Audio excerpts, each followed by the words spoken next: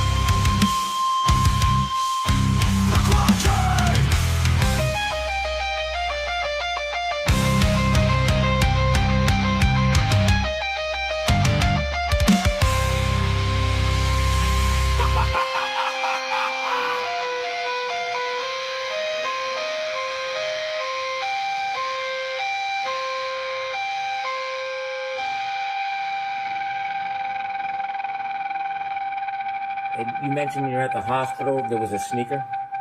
One. Yes.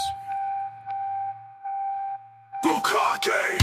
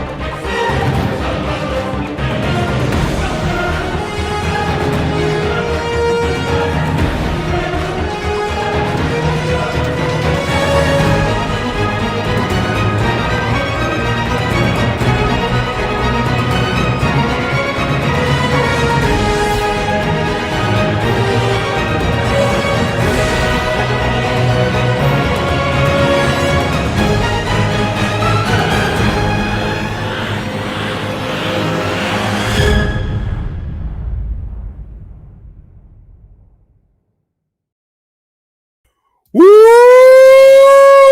Good morning, my friends. It's great to see you guys. Happy Wednesday. Yeah, today's fucking Wednesday. It's great to see you guys. I hope everybody's doing well. Yeah, man. So as I was closing, and when I say closing, doing like the outro shit that I do for my streams, as I was doing that for my petty stream last night, I got an email and I was like, well, shit, I should have gone over this. But I figured, fuck it, I'll just go over it today. And no need to go members only on it, because I think everyone should know about it. So, and everyone does know about it. I just have not read it yet. So I'm gonna read it and react to it, because now some of this stuff, I'm sure, if not all of it, I'm assuming is stuff that we've heard over the last few months. But we are gonna go over this. Thank you, Cherry. I appreciate it. We are going to go over this stuff. So apparently, Aiden, Turtleboy, our friend, has filed a restraining order, officially filed a restraining order against who we like to call 5150, Meredith O'Neill, who is an insane person and has been tormenting people on YouTube and on Twitter for months and months because she simply can't handle a breakup.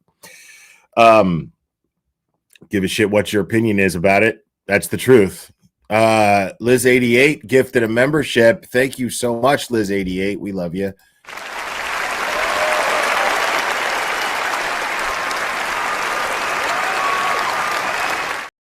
Now, listen, before we get into that, I am going to get a little petty. And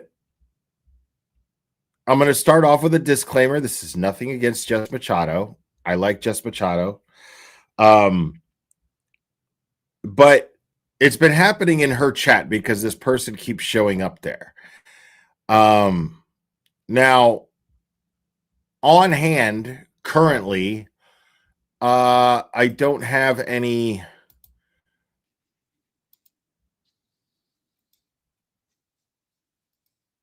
Currently, I don't have any receipts to show. Paula gifted a membership. Thank you so much.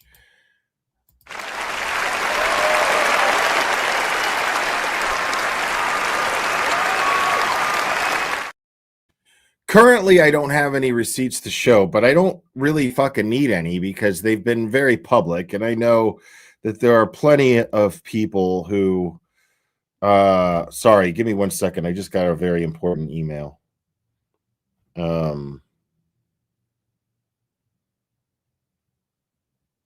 Sweet. Okay, cool. Sorry.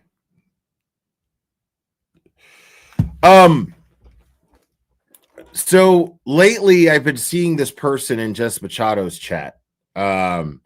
She goes by the name Josie Lou. Now, I remember this person specifically for two reasons.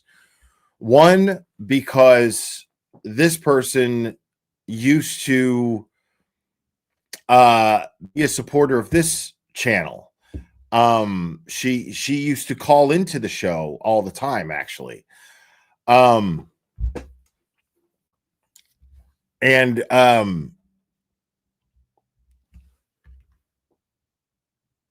me 1 second here, folks.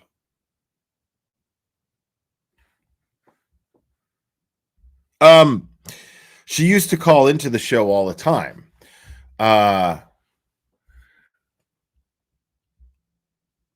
And yeah, I know. And she, we'll get to that. And then when this division happened that was deliberately orchestrated by the Hood Booger channel, the Sixth Street channel, she decided to take that side. And I remember clearly stating, now again, that's I only have control over what happens on my channel. I'm not trying to imply that I have any control over anyone else's channel because I don't, and I don't want to even come off like I feel like I do. James Lynch just gifted a membership as well.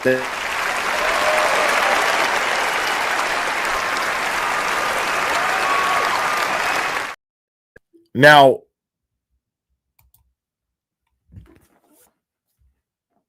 this person, I've been doing petty streams on these people for I don't even know how long at this point.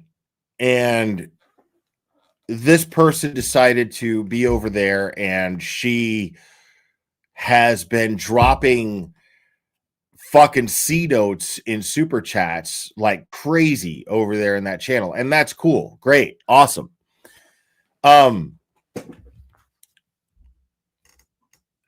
But this channel has openly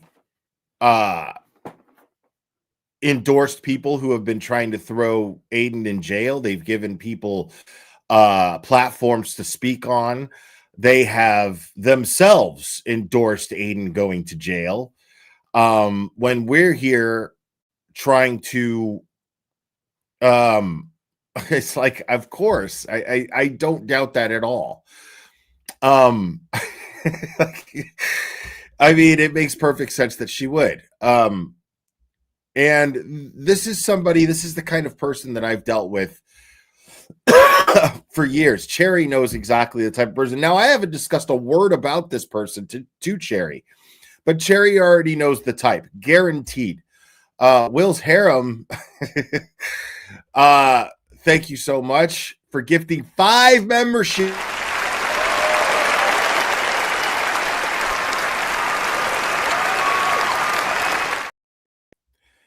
And she knows Josie, I'm sure. But see, there are people who are only interested in the drama and have no interest or give a fuck about why we're here and what any of us are actually trying to do. And so this person, no, it's not difficult to talk about. Because I get what you're saying. It's not about, because this isn't a free speech issue. It's not, because I'm not trying to shut anyone up.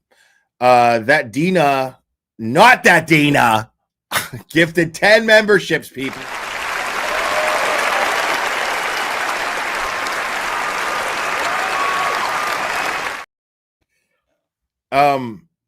Yeah, this isn't about, I'm not trying to shut anybody up.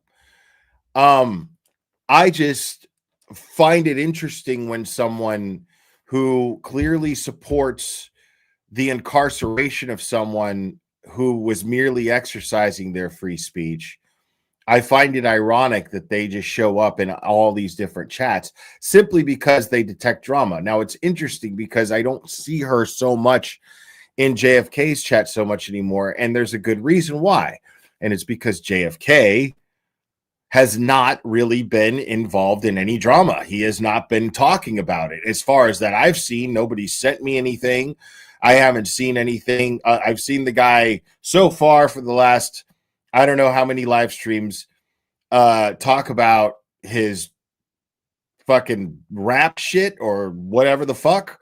And like the Aaron Hernandez case or whatever the fuck, like nobody gives a shit about that anymore.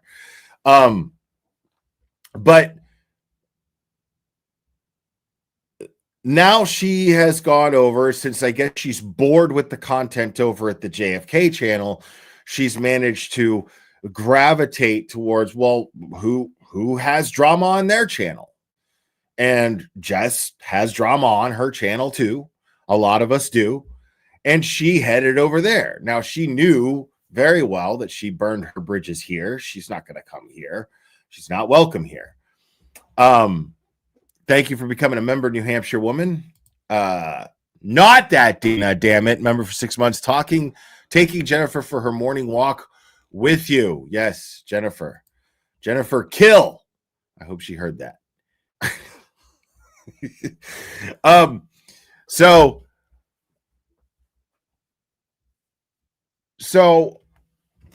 she headed over to Jess Machado's chat. Jess Machado, I called her out. People in Jess Machado's chat recognized her too, because she's a little hard to miss. Here's the other reason why. And that other reason why is because she drops T-Move Nan chats is what she does. Nan drops $500. She drops $100. This is what she does constantly.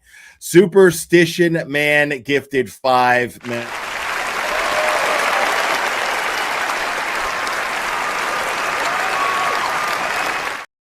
Thank you so much, homie.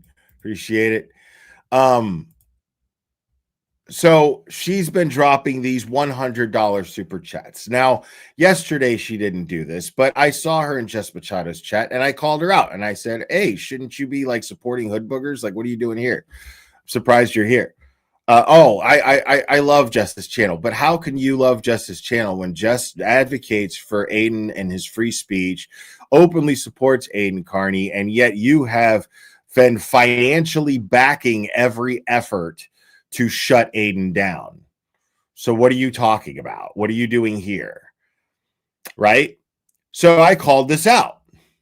Now, of course, Jess doesn't really get what's happening. She doesn't know what's happening. She doesn't know who the fuck Josie Lou is. And I don't blame her. And I'm not throwing any shade at Jess. Jess is, of course, going, what the fuck's going on in my chat? Why is everybody, what is happening in my chat right now? This is how she addresses it. Understood. I've been there 100 times myself. And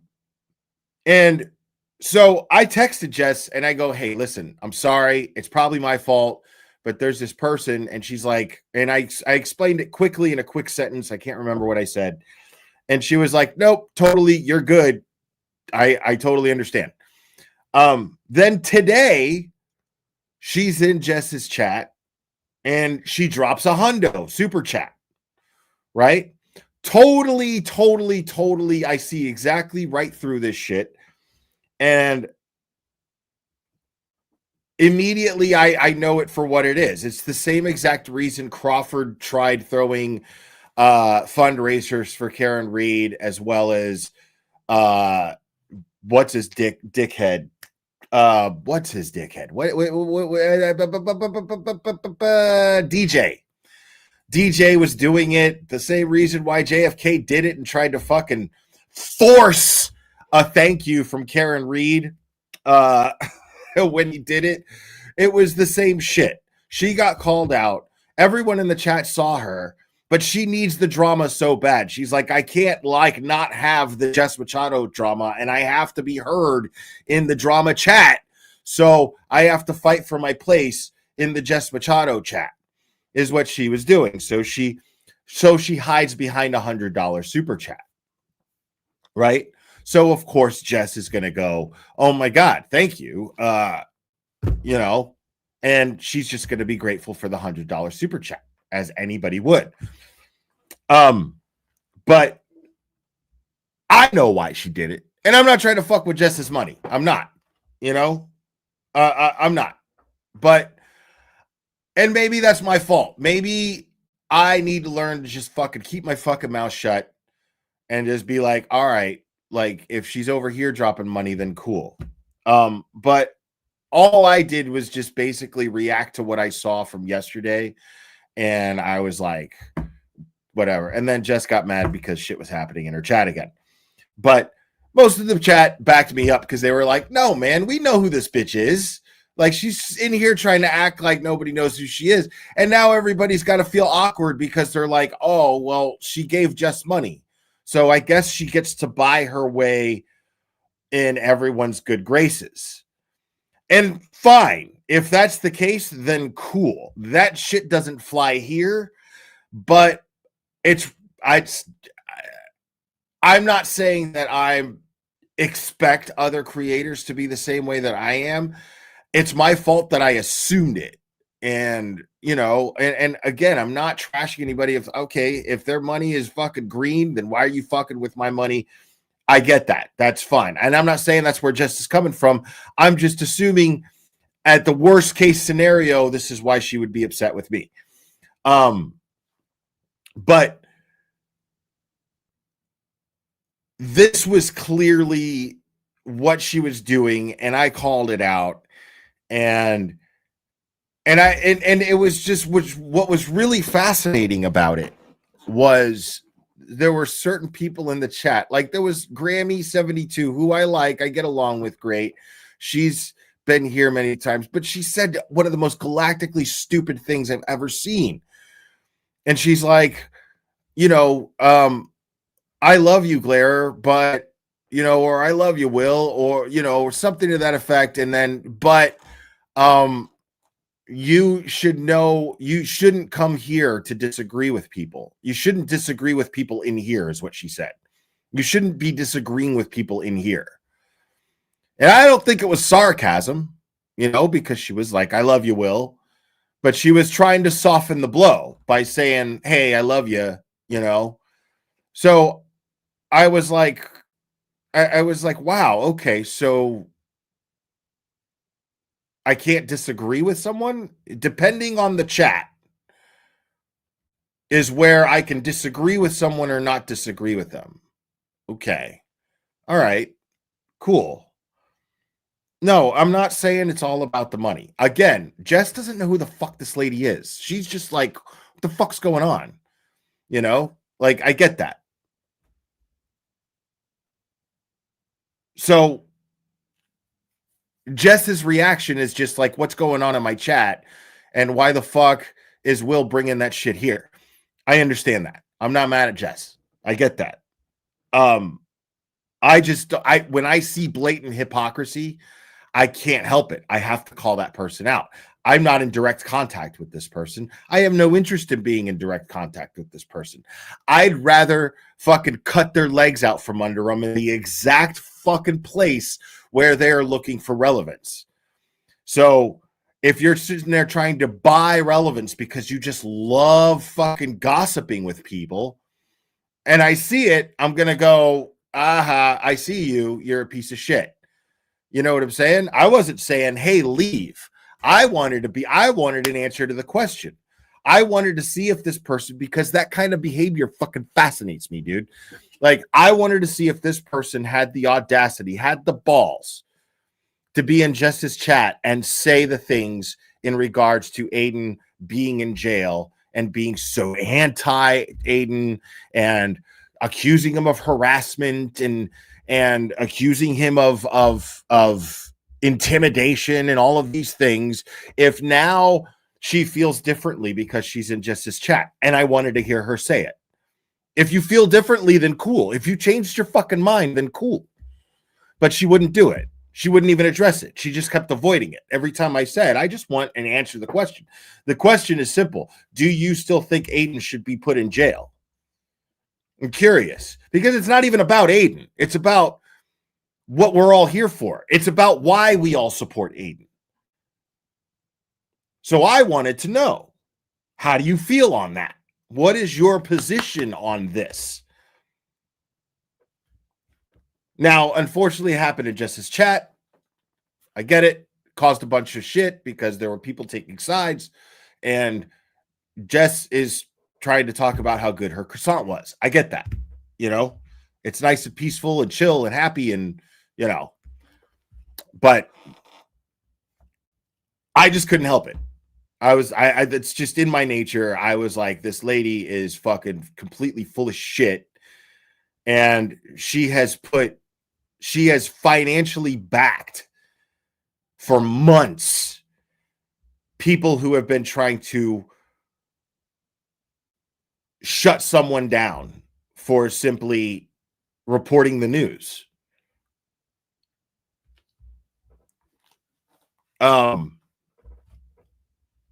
So, you know, like, and that's the thing. I mean, the Hood Booger channel, dude, like they have two main contributors. That's Nan and Josie Lou. Those are the two biggest super chatters.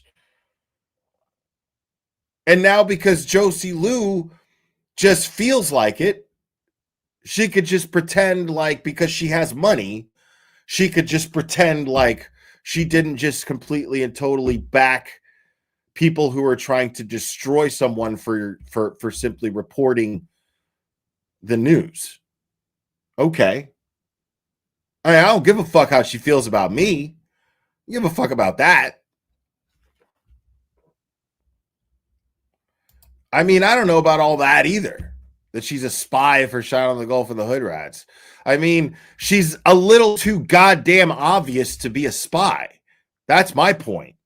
Like, I don't need receipts, because all you have to do is go back fucking 2 months to just about any fucking JFK stream and look at the super chats that are pinned to the top of the chat. And I guarantee you'll see more than one from her in the color red, which indicates $100 or more, for the record.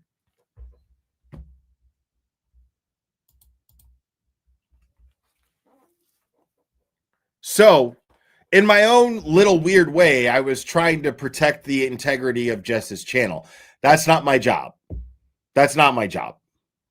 That's, you know, I sometimes I can be protective of people and overstep boundaries. That's my fault. And I meant no disrespect to Jess's chat because it did at the end of the day disrupt her chat. That was not my intention. But I'm just trying to explain. I cannot, when I see shit like that, I can't just fucking keep quiet about it. I can't fucking help it. And if I gotta be the bad guy, then I'll be the fucking bad guy. I don't care.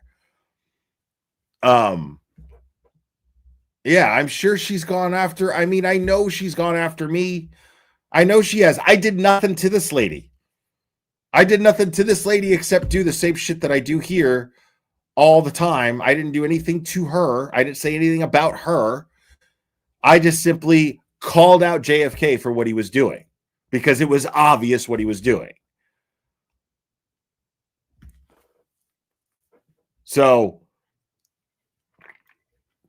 she picked a side. Now, and she supported a channel financially, monetarily. She supported a channel who supported the person who this restraining order that we're about to read is against.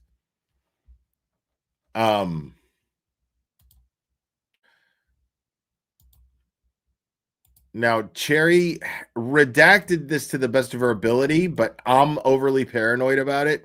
So I'm just showing you. I have it here. But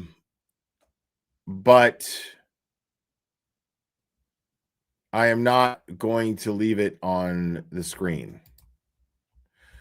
But I am going to read it.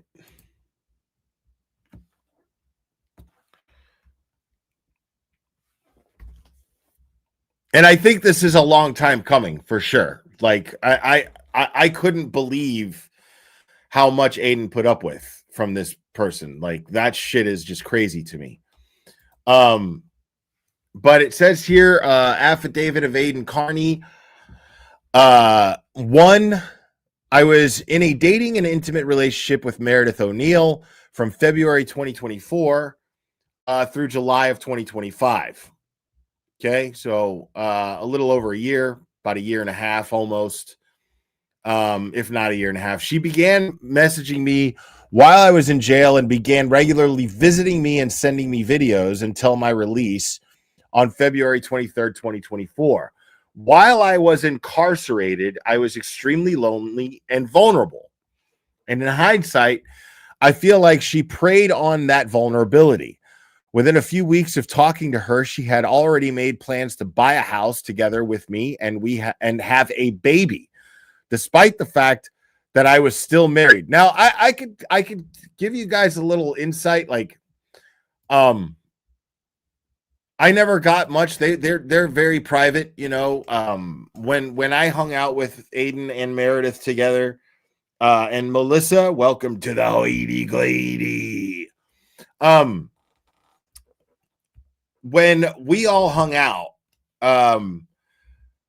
there was only one time where there was like a lot of alcohol involved and I could kind of see her and I was just like, ooh, she's got those tendencies. She's capable, you know? Popcorn Juror became a member. Welcome to Logic. Thank you so much, buddy. Now,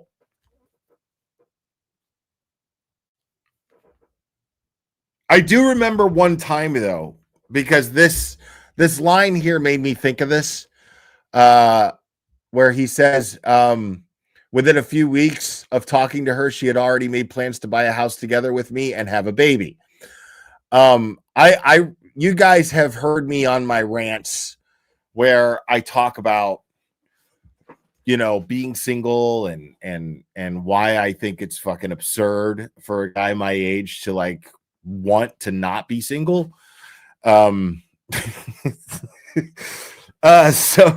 I've gone on these rants and I remember I went on a very mini rant about this when I was out to dinner with them and a few other people. And I will say that there was an awkward silence when I expected a giggle, like a chuckle, you know, because, you know, like I say that because A, it's true. And B, because it sounds ridiculous, you know, like even though it's true, it sounds ridiculous. So like I expect a chuckle from people sometimes when I talk about that. I'm just being entertaining, of course. If I met the right girl and blah blah blah, who knows, whatever. I yes, that's that's how I truly feel about that. But I joke around. And I was throwing this joke around at dinner with them, and there was the most awkward, tense silence where I was like, oh shit. Like where I immediately got the vibe that there was talk about this subject. There was talk about this subject, about settling down and being together forever and giving up freedom and all that shit. Like there was clearly a tensity, an intensity that was coming from that side of the table that I caught and was like, okay, yeah, don't talk about that and make jokes about that. Okay. And it was very obvious that the most obvious, the most common dynamic in that situation was taking place, where the dude was like, yeah, I like my fucking freedom, and the woman was like, but they just didn't say anything. They just both looked down, didn't say shit, you know, but you could tell that there were conversations about this that they didn't agree. Couldn't tell you exactly. Nobody was really given that vibe except Aiden a little bit, you know. And I think the only reason that is just because, like, I mean, we all know Aiden and Meredith, you know, now we know Meredith, you know what I mean? But you know Aiden well enough to know that he's likely going to lean more towards the whole freedom thing and get where I'm coming from. Annie 2510, thank you so much. Super chat, just because I really appreciate you and your mods, especially Cherry, the best chat ever. Sending love from Great Britain. Thank you.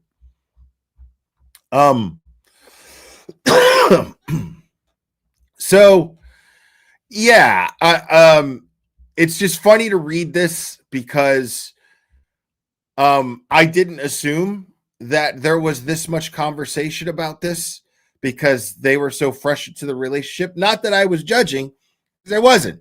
I just didn't assume that right away. And then I thought, okay, there is conversation about this happening between these two. So I better just shut the fuck up because it's none of my business. You know, like if, you know, whatever they're talking about, I just made the joke assuming it was safe. There probably wasn't this kind of discussion happening, but apparently there was. So I knew to shut the fuck up and not continue joking around about the subject. So it just made me think of that. Reading that line made me think of that experience of going to dinner with them that one time. It goes on to say, oh yeah, and despite the fact that I was still married.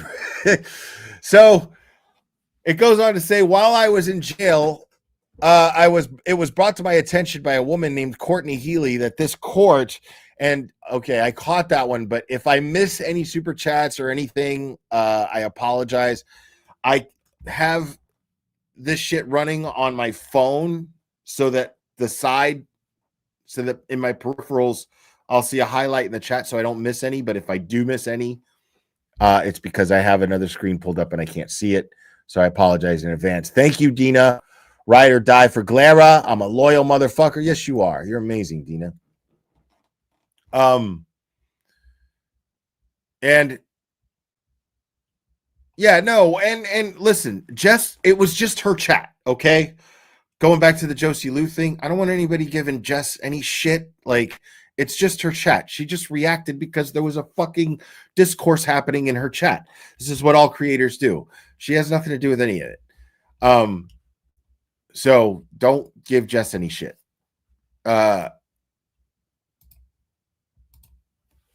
So it goes on to say, while I was in jail, it was brought to my attention that a woman named Courtney Healy, that this court in South Boston issued a 209A order against Meredith in 2018 when she admittedly hacked into her ex-boyfriend Samuel Teplin's work email account multiple times and sent his bosses an email pretending to be him, telling him that he no longer wanted to work there. 3 months later, she admittedly hacked into his account again by guessing his password and sent another video of him doing cocaine that he didn't know she had recorded. As a result, he was fired from his job and broke up with her. He ended the relationship. And Meredith continued to harass him for months afterwards by hacking into his Verizon, Facebook, and other social media accounts. She also created a Snapchat account that she used to send pornographic images of him to a new woman he was dating. I was petrified that she would do the same to me. And she has done all of that and worse. Dun, dun, dun. Shit, Jesus, dude. And she has. Like, when you think about it, like, she has. It's insane. Like, all of the things that this woman has done has been fucking wild. During our relationship, we broke up several times, but remained in touch before I ended the relationship for good on July 10th. We spoke almost every day and slept at each other's houses. Based on the duration, continuity, and nature of our involvement, this was a substantive dating relationship and qualifies under MGL C209A. During our relationship, Meredith became controlling and emotionally abusive. She would frequently accuse me of cheating on her with other women who I was just friends with. She monitored my social media and went through my accounts when I was in the shower, taking pictures of my Facebook messages with other women. Bro, imagine being that fucking obsessed, bro. Like, imagine like being like you can't wait for this person to get into the shower so that you can like check and see like, yo, is the water running? Like, okay, is he singing? Blah, blah, blah. And then fucking like, just to like go through his shit, you know, shit that you for some reason can't just fucking ask him and are not satisfied with any answer that he would give you, therefore making you unhappy in the relationship by definition. But you feel the need to go through his shit, find out what's going on.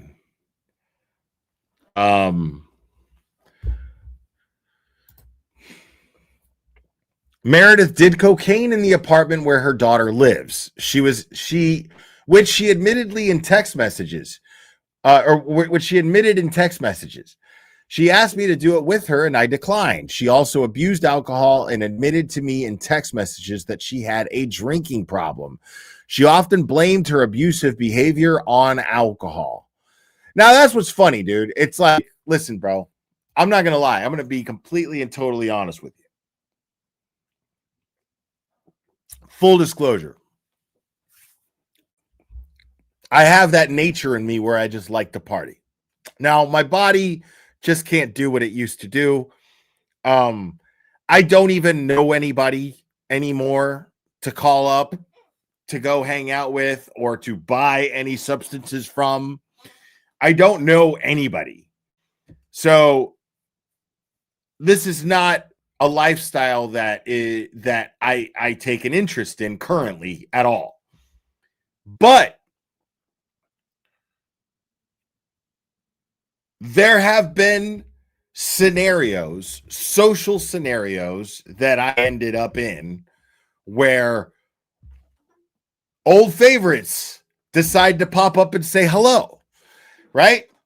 And I have indulged, right? And then I just go home and I forget about it. And then I just go on with my regular lifestyle. And I never see these old friends again for years, right? Now, that's just me because if I'm having a good time, I'm like, let's fucking have a good time. You know, I've always been that guy. There was a time where I abused this. I am at an age now where I don't need to abuse it. I don't need to overdo it. As a matter of fact, underdoing it at this point feels like overdoing it. And now I'm just kind of like, no. But I can honestly tell you, okay? I can honestly tell you. And then I'm not even like lumping Aiden into this category because I've never seen Aiden use cocaine. I've never seen Aiden do anything other than drink. If I'm being honest, I know that he admittedly smokes weed, but I've never even seen him do that. So I'm saying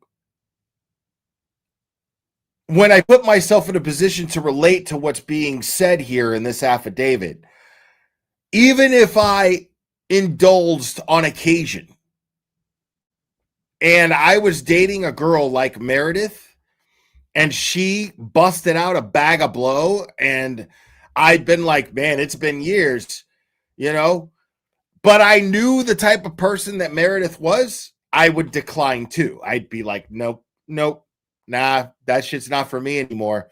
I'm not doing blow with somebody like Meredith. There's no fucking way. I get a bad juju vibe from her, bro. You know what I'm saying? Like, I'm not doing that. 44 Ambien. Thank you so much. Love the lives.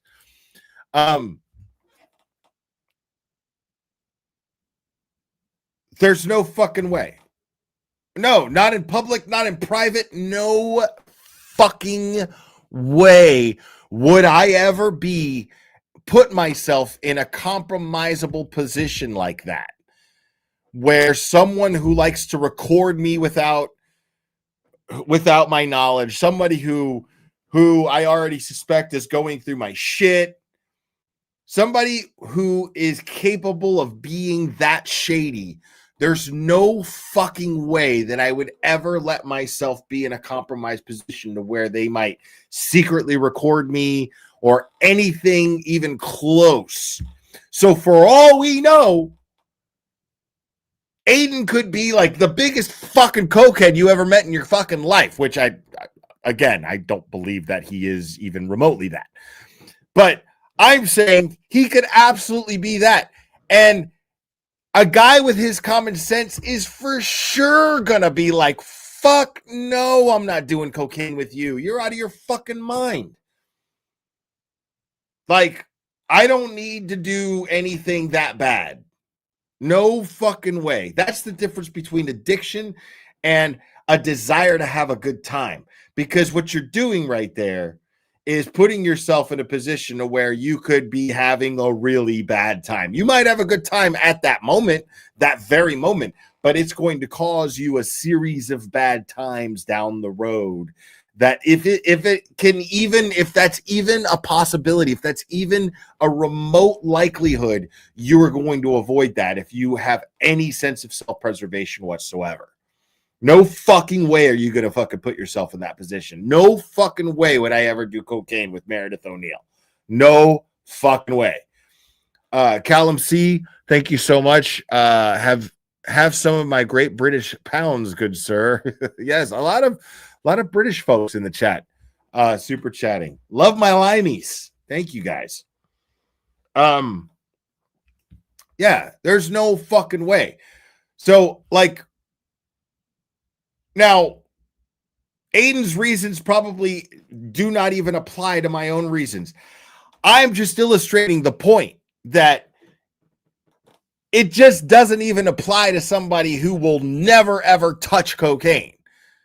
It applies to anybody with any preservation. No fucking way would I ever do cocaine with somebody like Meredith O'Neill. I would be too fucking scared. No fucking way. No fucking way. He goes on to say, I did not want to be with Meredith after several months, but I was afraid to leave her after reading her court records and discovering how she treated her last boyfriend who broke up with her. Every time I tried to break up with Meredith, she would manipulate me by pretending to have a panic attack and claiming she couldn't breathe. I know this all too well. What is with that shit? This is such a common thing. Why do they try this? And these are smart women too. That always blows my mind. Why do smart women? Is it because you met a dude who was smarter than you? And this is that's what I believe it is. That's my theory. My personal theory on women who do this. It's because they met a man who they couldn't fall for who was too smart to fall for their bullshit.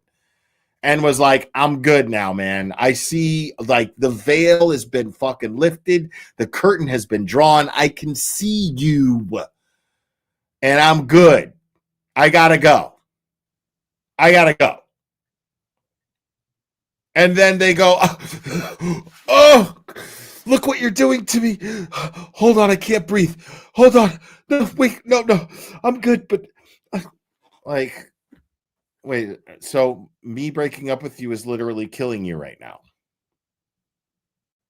See, I'm at a point in my life, and I have been for years, by the way, where if this were to happen in front of me, doesn't care. I don't care who the woman is. Doesn't matter at all. Doesn't fucking matter. Doesn't matter.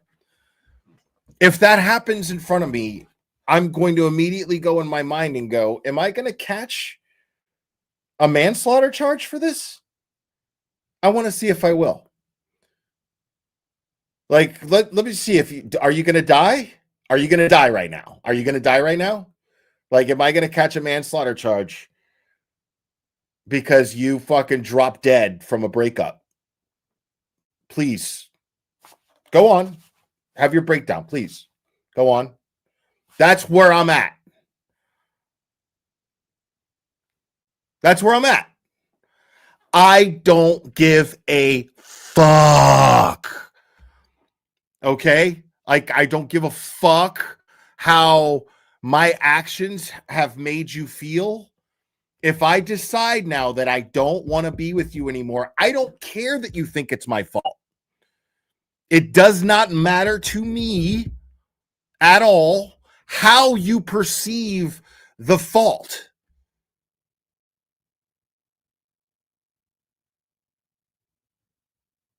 And if I am such a piece of shit, why are you having a panic attack over our breakup? If I'm such a horrible boyfriend, why are you having a panic attack over our breakup? Why do you want to be with me so bad that it's fucking life-threatening if the thought of me not being with you is so life-threatening? How in the fuck is me being with you? Like, I mean... How are you so fucking miserable all the time? How am I such a bad boyfriend?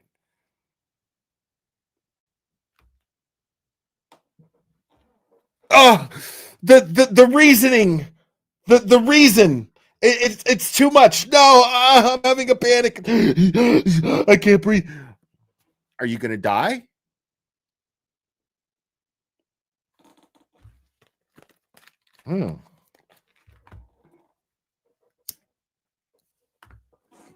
Is this going to bother you if I do this while you die? I mean, it should make a difference, right?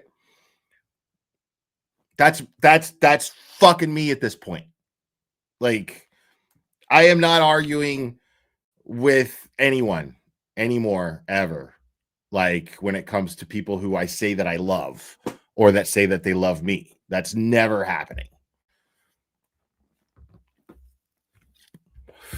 People blow my mind, dude. The shit they put themselves through. Like, and look at it. Like, lest we forget, we're reading this now on a restraining order. This is the behavior we're reading now on a restraining order. Because in Aiden's defense, even if he is this dismissive asshole that I'm describing that I currently am, if he is this dismissive asshole towards her, right? It didn't make a difference, did it? Because she decided to go after everybody who supports him. She decided to take every single message that he ever sent her, share it, twist it, screenshots of him, conversations with his attorney, with his sources, just do everything that she could to destroy his life. Because that's not the kind of thing that puts someone in a panic attack. The kind of thing that puts someone in a panic attack is not complete and total fucking turmoil happening all around them that they're causing. That's not what causes someone to have a panic attack. No, what causes them to have a panic attack is the person going, I don't want to be with you. Okay. Because that's not fucking crazy.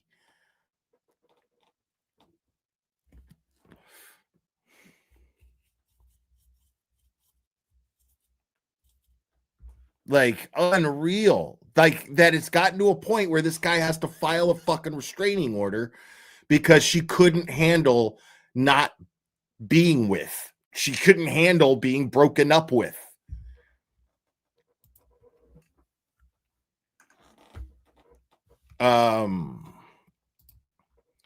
Joanna Marie, thank you so much. Appreciate you. Hey, Will, thank you for doing this stream and advocating for Turtleboy. I find all your turncoats repulsive. You all know Turtleboy doesn't belong in jail. Sorry, not sorry. Free Turtleboy. Yes, no.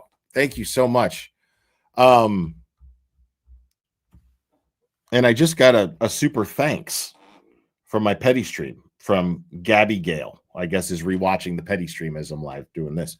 Thank you for the $4.99 super thanks. But yeah, it's insane. Like, it's gotten to a point where this guy has to get a fucking restraining order. Like, and this person still thinks that she's in the right. That's what's fucking wild, bro. And then there's people that support her. Like, what?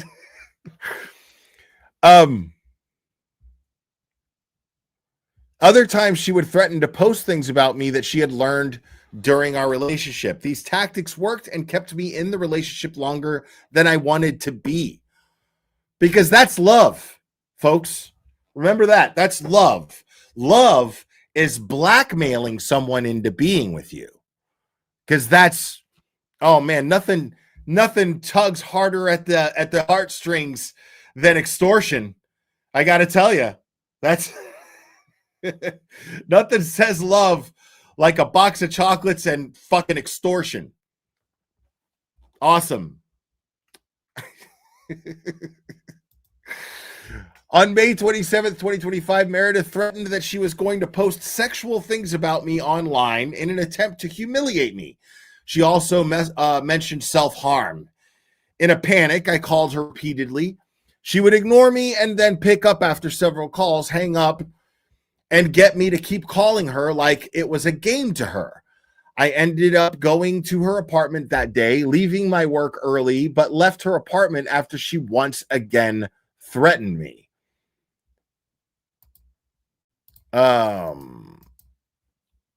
Melissa Pollard, thank you so much. I can't figure out why she wants a man stuck to her like glue all the time. I don't care who it is, great guy or not, does all the good freaky shit. I don't care. I still want him to go away after. Well, right. Like, and you don't even necessarily have to want them to go away. I just have enough self-respect to where I only want to be with people who want to be with me. You know what I'm saying? Like, dude, like, rejection fucking happens. You know how many times I get rejected all the time. It happens. You know, but you live. You go, "Oh, okay. Well, you know, I guess, you know, they're not into it." It's a little bruising to the ego, but you move on. You just keep being you and keep doing your thing.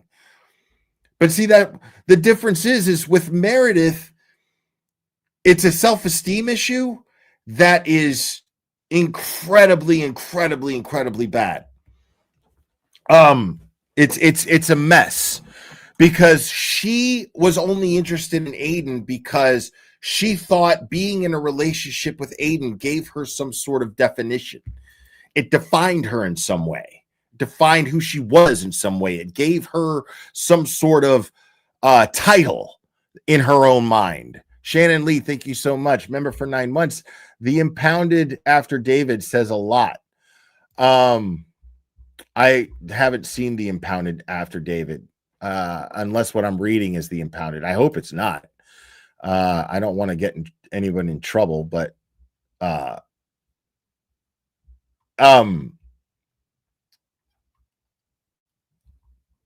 let's see what it says here.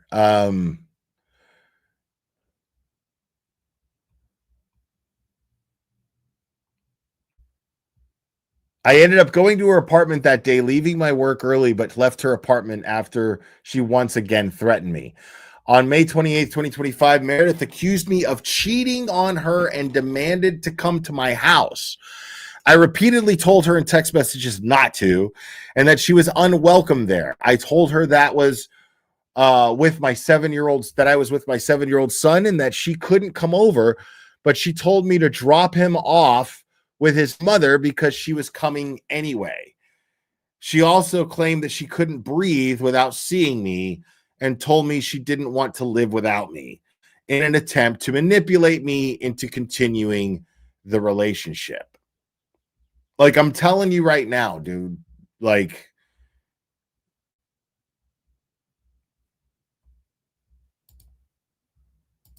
okay, thank you, always, Kat. Aiden's is not impounded, and Mo's is impounded, so no one can see it, and Aiden won't speak of it. It's to be dealt with through the court system. Okay, thank you. Appreciate it. I mean, yeah, like,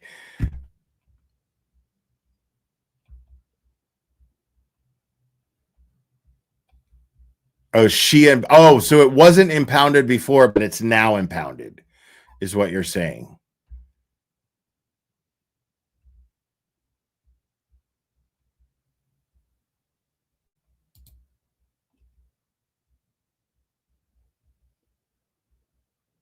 Yeah, no, I got it. Thank you. I got it. Oh,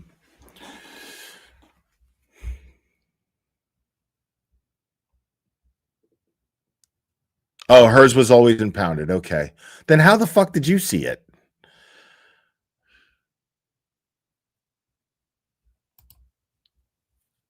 Letter O by Better O gifted a membership. Thank you so much.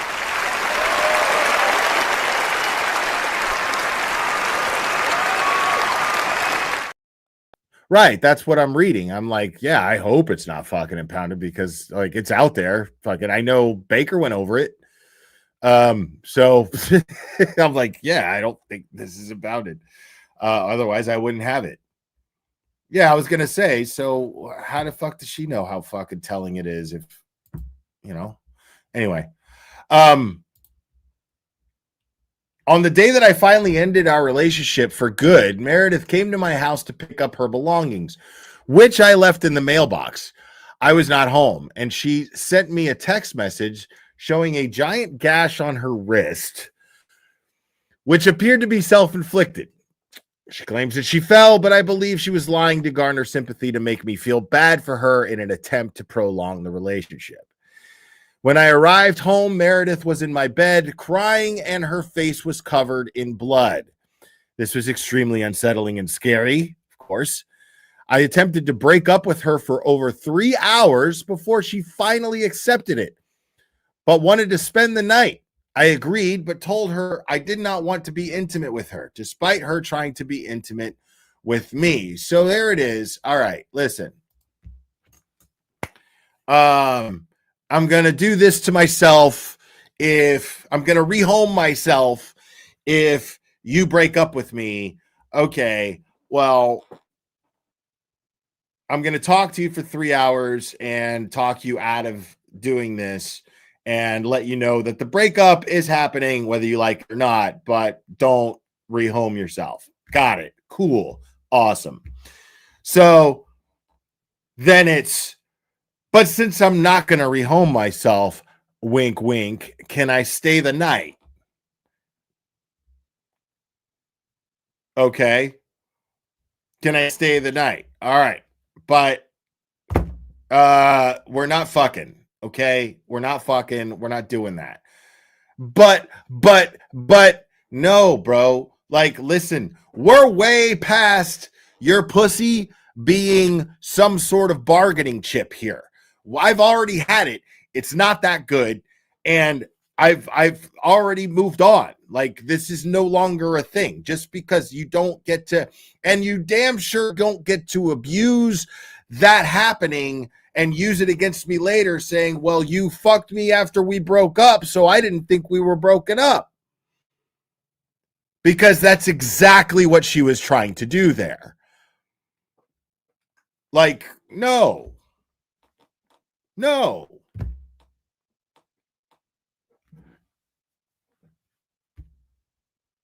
Yeah, no, I'm not going to hurt myself anymore. I promise I'm not going to do that. No, but oh my God. Just kiss me right now and hold me because it makes me feel better. Oh, fuck, man. Okay. Fuck, what time is it? Fuck. Man, it's getting really late. Like,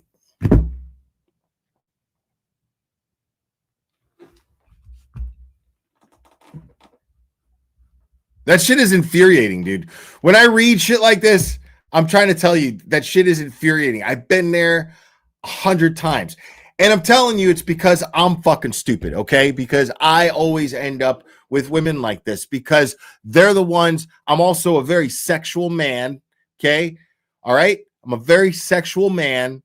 And I in my experience, I'm sure there's exceptions to this rule, but in my experience, the ones who act like this are the ones who are the most fun in bed. Now, unfortunately, from what Aiden has described, this is the exception to that rule because apparently she's not that good. Apparently she is not, she's not meeting these standards at all.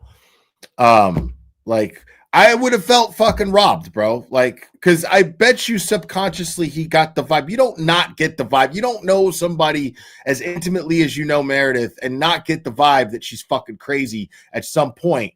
You know what I'm saying? And then when you realize that she's lame in bed, it's like, fuck. I'm a bad person if I dump her now. Fuck. I got fucking robbed, dude. Like, she's fucking crazy and she sucks in bed. Fuck. I got robbed. They got cheated. I can only imagine. That shit sucks. I feel for my boy, dude. I feel for him. Like, busting that first nut, and then you're just like, fuck. Looking over at her and shit, and you're just like, God damn it. What the fuck do I have to look forward to for the next God knows how many months, dude? Fuck. I mean, I'm telling you, I would constantly, like, the word fuck in that tone would be fucking ringing in my head on a constant basis every time I looked at her. Like, it would take a conscious effort to not say it out loud when I look at her. Hey, do you want white or wheat? Fuck. Oh, shit. Said fuck out loud. Fuck. Shit's awful, bro. My man got fucking hoodwinked, bamboozled, led astray, run amok. It's bullshit.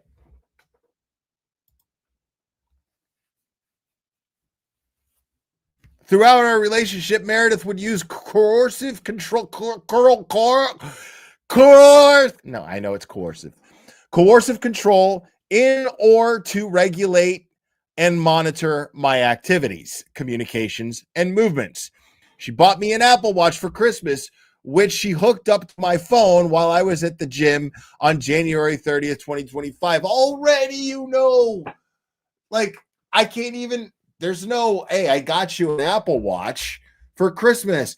Merry Christmas, honey. I got you a dog collar. I got you a shock collar for Christmas, honey. Merry Christmas. So now I'm going to keep tabs on you. And the shock is going to be, I'm going to know everything that happens in your phone. And whenever I see something that I don't like, I'm going to start a fight with you. So hence, this is why your Apple Watch that I got you for Christmas is actually a fucking shock collar. I got you a shock collar for Christmas. Merry Christmas. Unreal.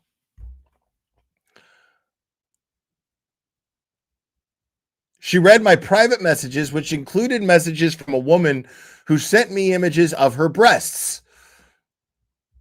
That translates to woman sent me a titty shot.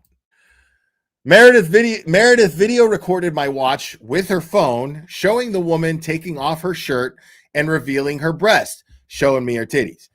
She then sent that video to me and several other people without the woman's consent. On multiple occasions, Meredith threatened to post the pornographic images of another woman in order to expose me whenever I tried breaking up with her. It kept me in the relationship much longer than I wanted to, as I felt forced to stay. Forced to stay. Because that's love, man. You know, that's love. That's love. She loves him. She's the victim in all this. She loves him. Holly and Johnny, member for 2 months. Never put your stick in crazy. Teach them young. Dude, listen, man. I don't want to hear that shit. Okay? Crazy is the most fun. Okay? I'm literally now to the point where I'm just like, I don't care. Like, now I'm just like old and I don't care. Like, I've done everything. Dude, listen to me. Okay, let me explain you guys something. Okay? You guys, I'm gonna lose a lot of subscribers right now because I'm gonna explain to you guys something. All right.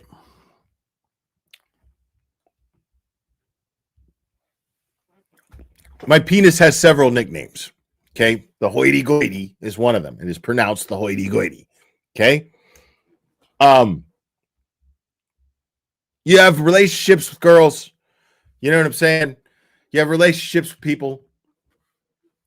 And the way that nickname came about, I remember the movie Zodiac had just come out. Had this girlfriend at the time, great girl. She was amazing. And we were watching the movie The Zodiac, right? It had just come out, right? Just made itself available on DVD or whatever. I purchased the DVD because it just came out, right? Watch the shit, and you know how you're playing, you know, like you and your significant other, or you get excited when the movie's over and it was a good movie and you were all stoked about it and blah blah blah. And you know, we're sitting around and we're in our underwear. We're living together. It's a Saturday, I think, and we're just spending Saturday chilling, being lazy together, you know, me and this girl. And I remember the movie ends, right? The end of the movie, and that Donovan song comes out. The hurdy-gurdy man, right? Like, you know what song I'm talking about? I don't even know how the song fucking goes, really. I just know that's that song.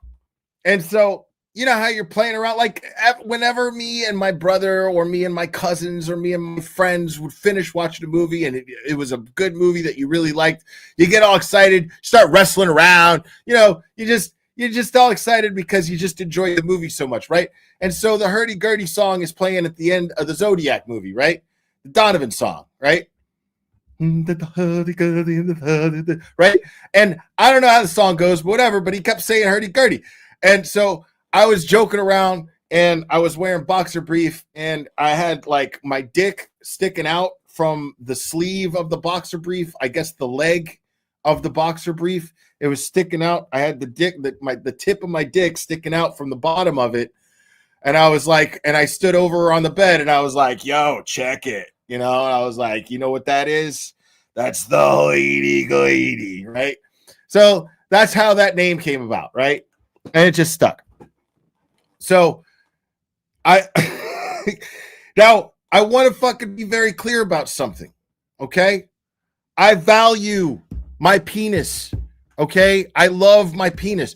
I have an understanding about sex and women and getting around a woman and knowing my way around a woman that most men don't have. Okay.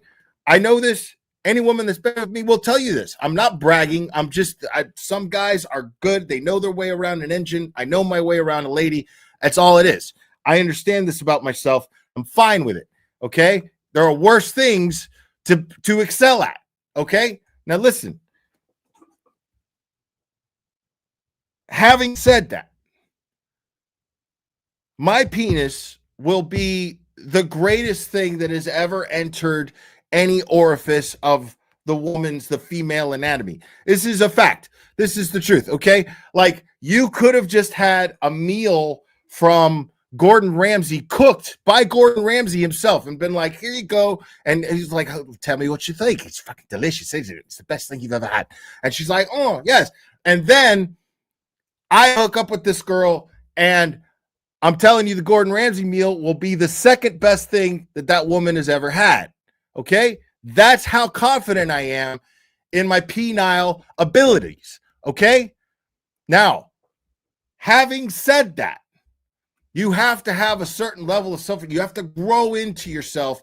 I have disrespected myself so many times and lowered my standards. I'm done with that shit.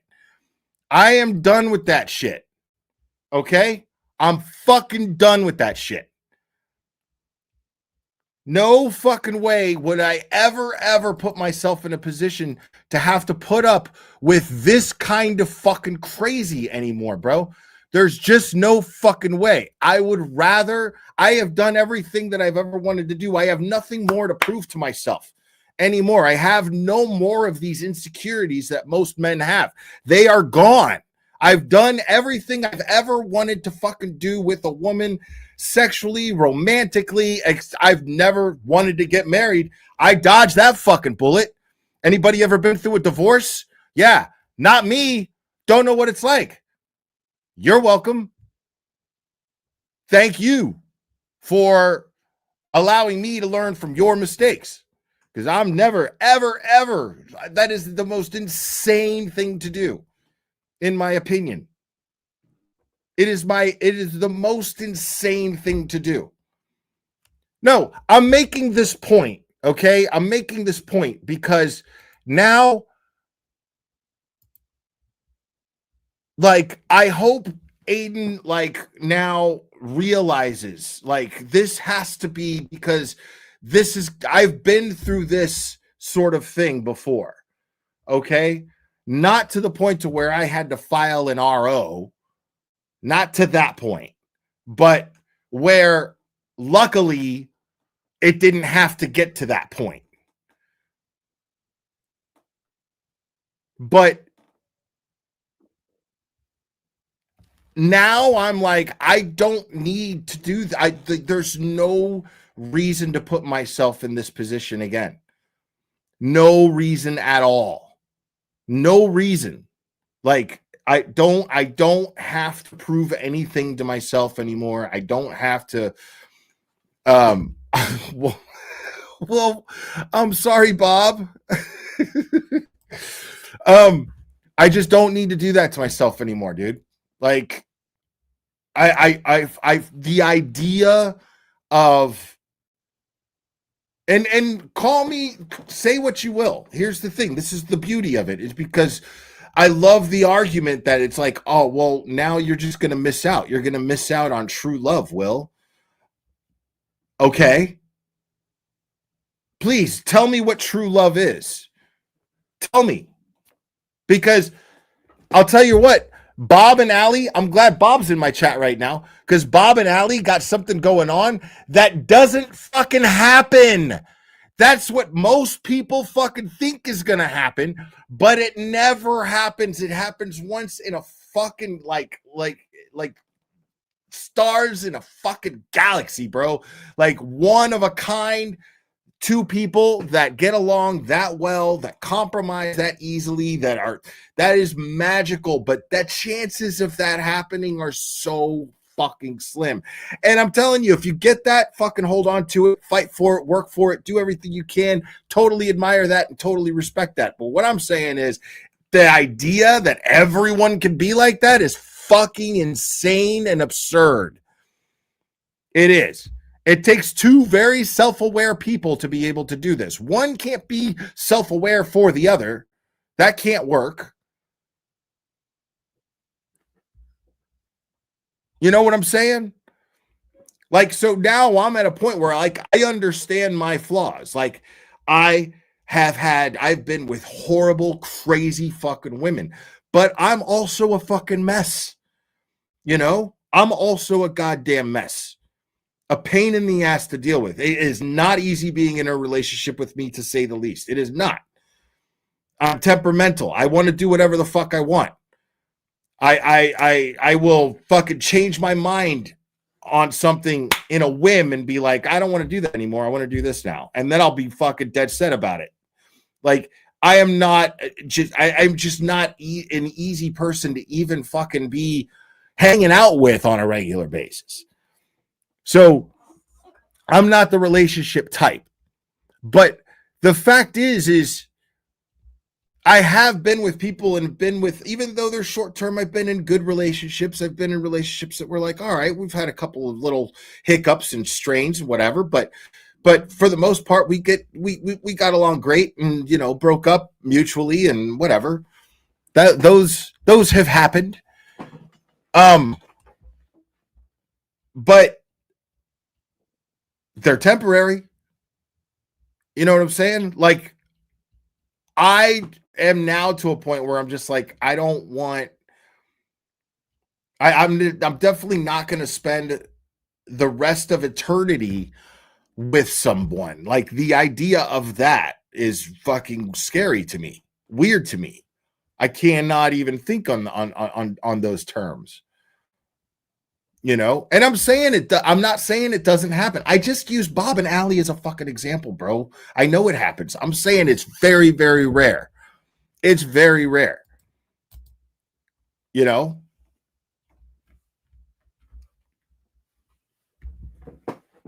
it's very, very rare. But it's okay to be in terms with that. And I feel like so many people, like, they use relationships, like you look at Meredith here. Meredith is got problems that Aiden would never ever be able to fix for her. Nobody can fix these issues that causes Meredith to be the way that she is. It wouldn't have mattered what Aiden did. It would not have mattered at all. None of his efforts would have led to anything positive to him getting what his efforts would have gotten out of the relationship. What his efforts merited of getting out of the relationship. West Virginia country, thank you so much. Mo is clearly severely borderline. They are terminators, can't be bargained with, can't be reasoned with, absolutely will not stop ever. See, this is a man. I sense that this man has experienced this. He's what's up. And these women are dangerous. Like men are just as dangerous, but women are dangerous like this for different reasons because people don't tell them no, especially if they're pretty. Like I've made jokes about Meredith's looks, but Meredith is very pretty. You know what I'm saying? Like when you are that pretty, there's always going to be somebody who's going to fucking take your side, who's going to fall for your manipulation, and they're going to enable you.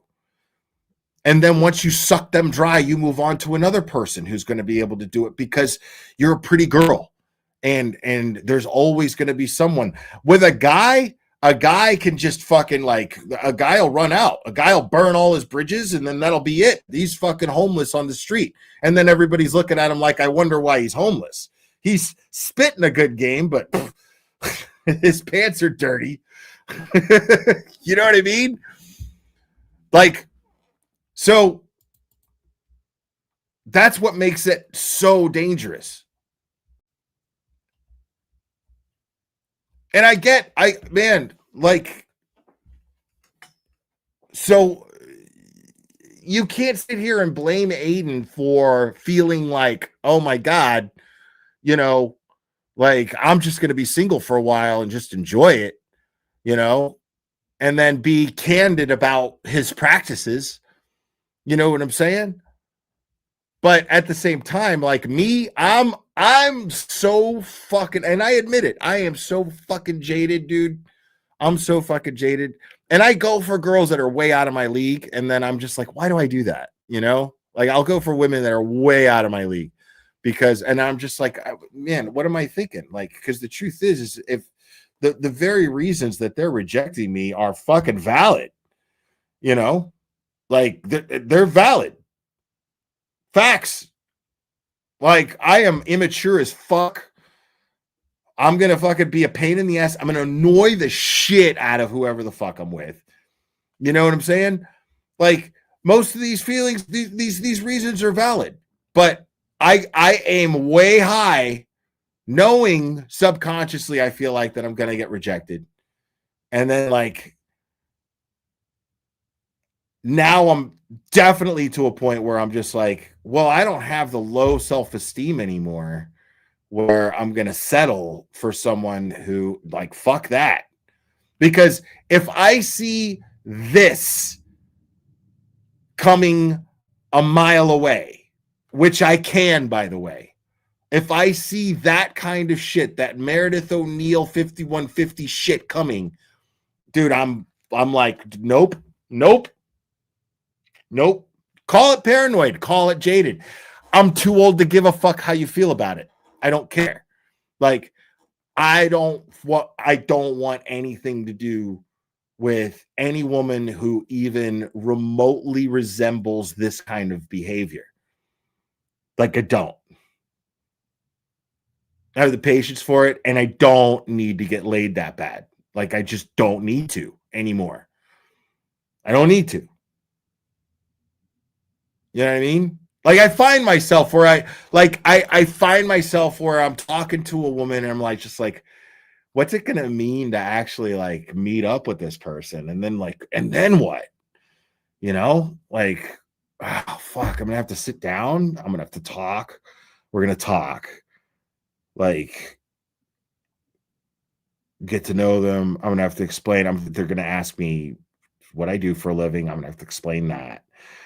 They're going to ask me if I have a dog. I'm never going to shut up about my dog and my cat. I'm going to have to ask her about hers, even though I only care about my dog.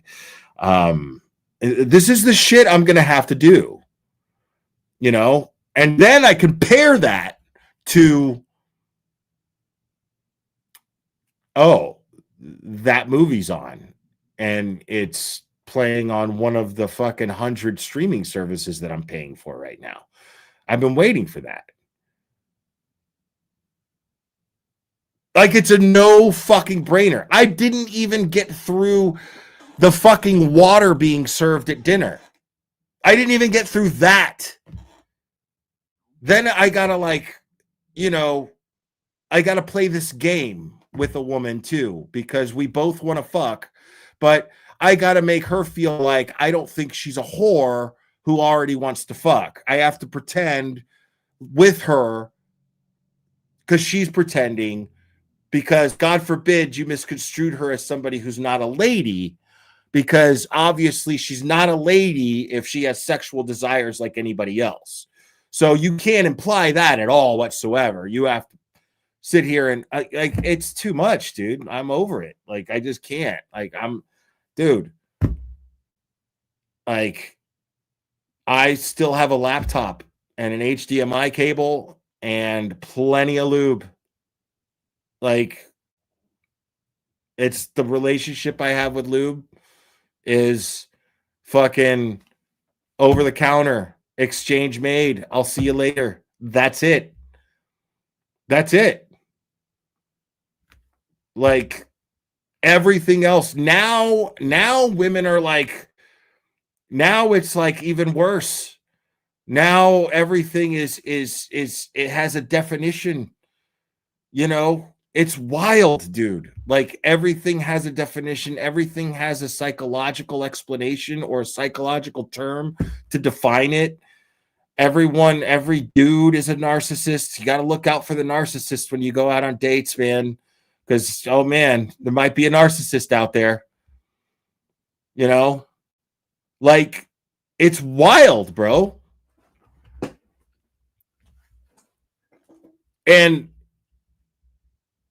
the irony is that person who is so afraid of getting with a narcissist is someone who does the kind of shit that is described in this restraining order. You know what I'm saying? Like, you've got to be scared of this shit. You've got to be afraid. You know what I'm saying? Like, this type of person is the kind of person that has the audacity to be afraid of every man. Every man is a narcissist, and every man is a gaslighter. I mean, yeah, you're gaslighting. If you call a woman out on their bullshit, you're gaslighting them now. You know, like what? Like I don't get it. Like the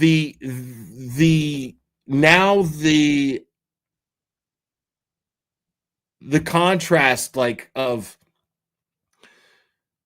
like what entails getting laid for a man or a woman, doesn't matter.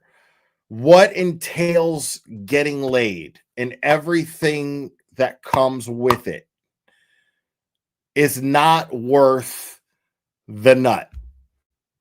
It's not. It's not. It's like paying $500 for a candy bar. That's what it's like. All of that work. It's like paying $500 for it's like paying $1,000 for a fucking Snickers bar. And you're not even guaranteed to get a king size Snicker. You know what I mean? Like, it's too much, dude. It's too much. And like, look, you might end up in a situation. You might end up in a situation like Aiden here. After finding the pictures of a woman's breasts on my watch, Meredith stole my phone, extracting from my bag, which contained all of my phone data up to October 11th, 2023. I had previously asked her to download the extraction to help with my legal defense, but she couldn't do it and gave it back to me. She admittedly stole the extraction on January 30th, 2025, because she wanted to learn more about the woman. She read all of my private messages with this woman and sent me a video she recorded showing a May 2023 conversation with that woman in which her and I were discussing a sexual fantasy with the third woman. No need to get into that. On multiple occasions, when I attempted to end the relationship, Meredith threatened to post the video showing my discussion of a sexual fantasy with the woman in order to humiliate me and hurt my relationship with the third woman who we were discussing.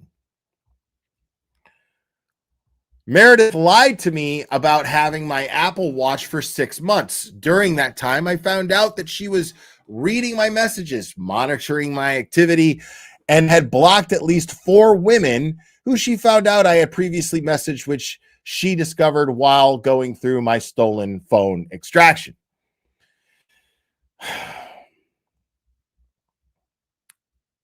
Several weeks ago, Meredith sent out my entire phone extraction to people she knew were adversarial to me. As a result of this, all my private communications dating back to 2020 have been published on social media. She is the only one who had my phone extraction, which she stole from me during our relationship. Contained inside the phone extraction of pornographic images of me and several other women I was previously in relationships with. Meredith did not obtain their consent or mine when she did this. Additionally, the phone extraction contains privileged communications with my attorneys, Kathleen Fay and Mark Randazza, which have been published on social media as well. Now, I don't know this Kathleen Fay person, but I think it's pretty safe to assume that Randazza at this point, if he sees that shit, he knows about this shit, it's going to piss him off, but he's going to be like, Jesus Christ, fucking crazy bitch. I fucking crazy bitch, dude. What the fuck is wrong with people, dude? Like, you know, Randazza has no patience for that kind of stupidity, dude. Like, the phone extraction also contains my unredacted phone number. As a result of Meredith's reckless decision to release my entire extraction, I have received an increasing amount of harassing calls from unknown numbers, which is a direct result of her disseminating my phone number. Finally, the extraction contained confidential messages from private sources I used for my journalism in covering the Karen Reed case, and those sources have all been doxxed and harassed as a direct result of Meredith's decision to release my entire extraction.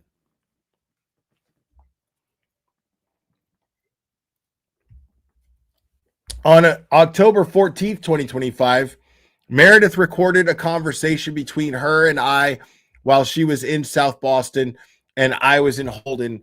Both of us were in a two-party consent state. She later posted the illegal recording on November 28th, 2025 in an attempt to harm me, leading the Holden police to file a criminal complaint against her for felony wiretapping. A clerk's hearing has been scheduled in Leominster District Court. On November 23rd, 2025, Meredith posted a screenshot of a pornographic image of me and a woman named Lindsay Gatuni from a sex video I had previously recorded. This was extremely alarming to me, as I had not sent the video to anyone. However, the video was in my Facebook Messenger, which Meredith had previously admitted to accessing without my consent because she knew my passwords. Throughout our relationship and afterwards, Meredith compelled me to abstain from or engage in specific behaviors and activities, further illustrating her coercive control. On March 4th, 2025, Meredith got drunk and was verbally and mentally abusive to me while I was driving her home from a bar in Canton. During the ride, she told me I was a midget, a loser, that no one likes me, and that I have wrinkles. She has since admitted to doing this and apologized for it. I told her I didn't want to sleep at her house as a result of that, but she told me I could sleep on the couch. I fell asleep at 1:30, but was awoken by Meredith at 3 a.m., demanding that I go to bed with her. I didn't want to do that, so I tried to leave. However, Meredith had hidden both my key fob and one of my shoes, making it impossible to leave. Jesus Christ, bro. Like, dude.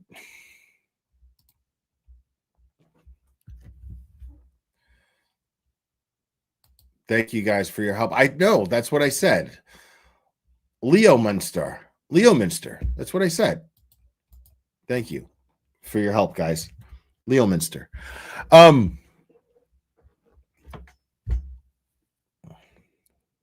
Right. Yes, Leominster. Thank you, guys. So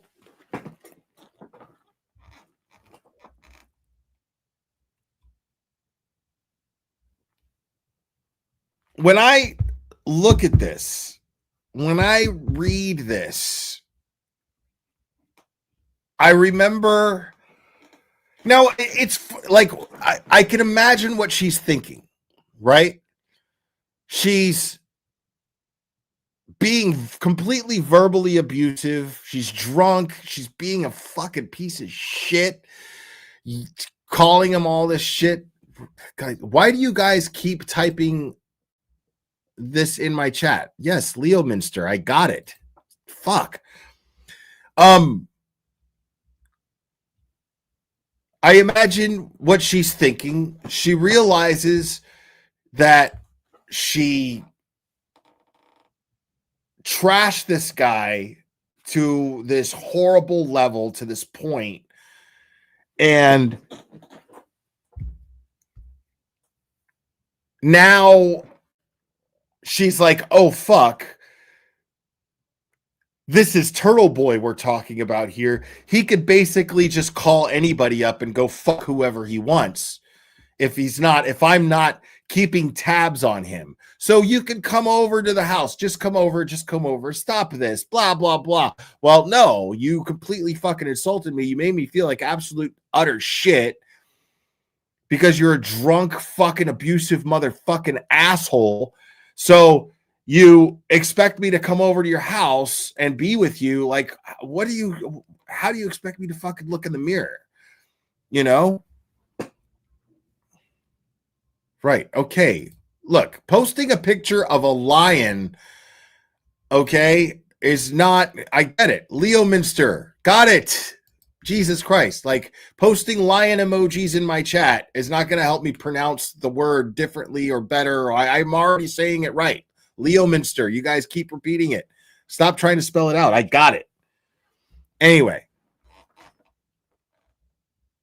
So, I imagine what she's realizing is that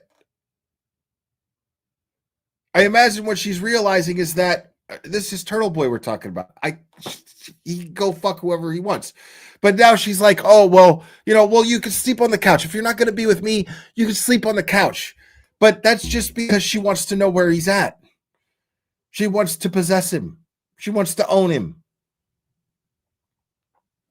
Dude, I'm telling you right now, like, if you are in a relationship and you are worried about what your partner is doing, you're not happy in your relationship.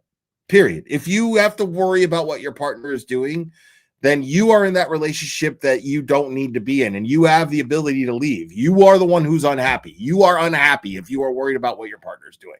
You are unhappy. Leave. Get out. I have no sympathy for you or respect for you if you're sitting there and being like, well, oh my God, well, we have our good times. No, you're miserable because this person can't just go out and live their fucking life and do their thing without you worrying about what they're doing. That's no way to live. That's no way to live.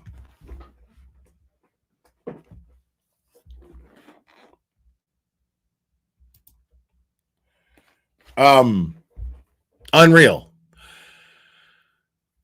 I begged her to give them back to me, meaning his shoe and his key fob, so I could leave, but she refused. I found her phone on the couch, had been recording our conversation without my consent. So I began recording for my protection. At 3:51 a.m., Meredith told me she was going to tell the Boston police that I hit her so that my bail would be revoked and I would be sent to jail. At 3:55, she admitted on video that I never hit her.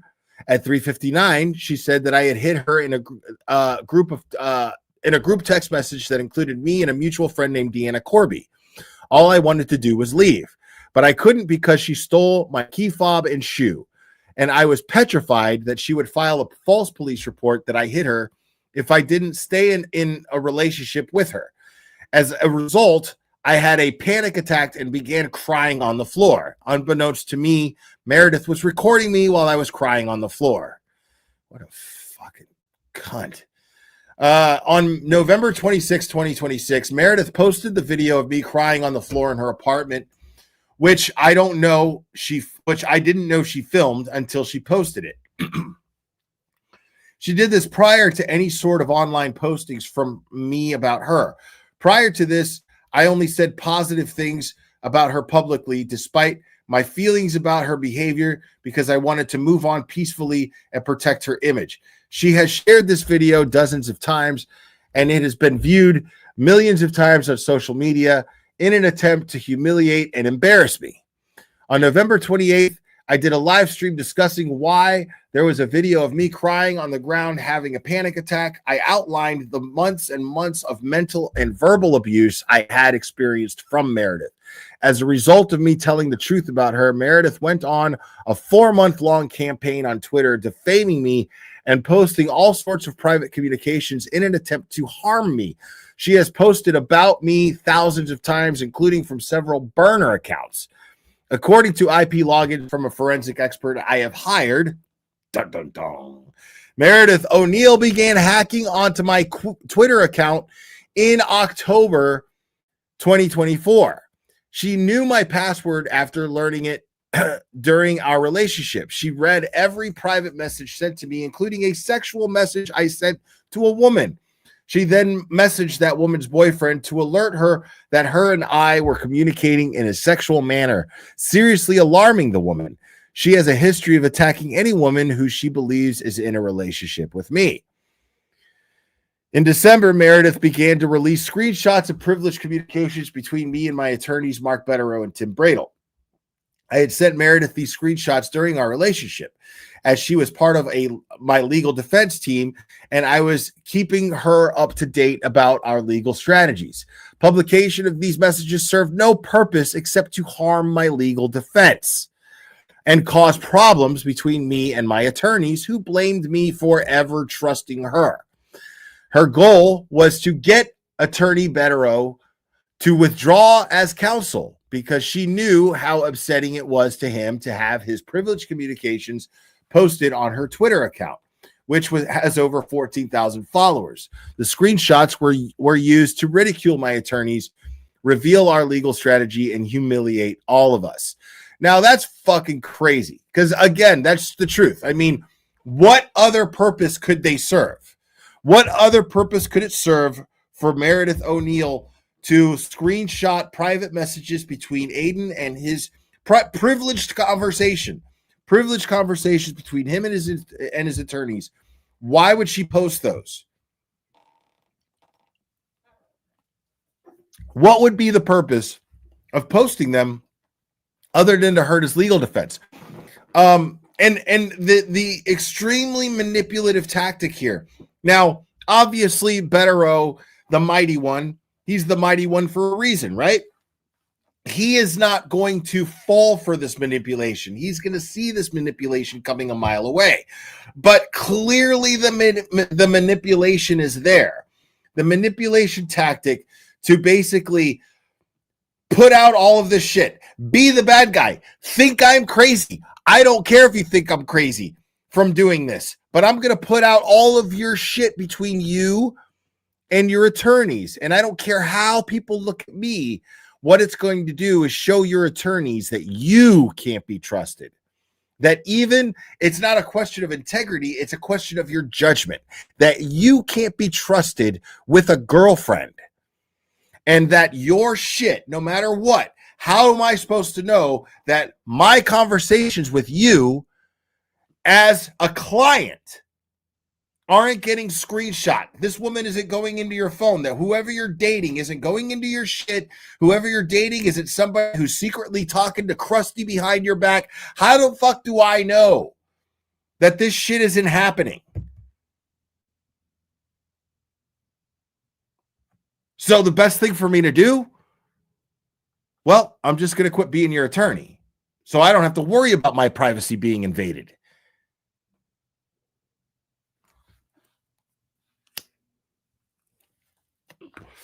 That's some diabolical shit to manipulate the situation to where it basically puts someone in a position where they're like, it's coming from the same type of place where she goes and doxes people's family members because she knows that the family member is going to be like, hey, listen, I didn't ask for any of this. It's not fair that I'm catching shit and I'm getting harassed because of the shit you do online. Which makes that person go, fuck, you're right. And then they're going to be quiet. And then they're going to it's going to shut them up.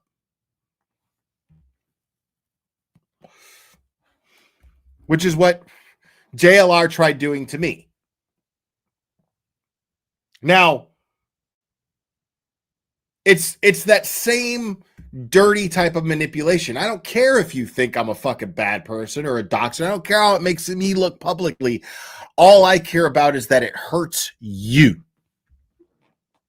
All I care about is that your defense team just had a nuke dropped in it.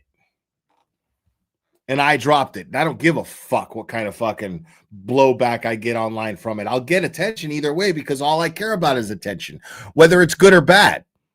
Bad attention, I'll take it. This is going to get me a lot of it. That's what she's thinking.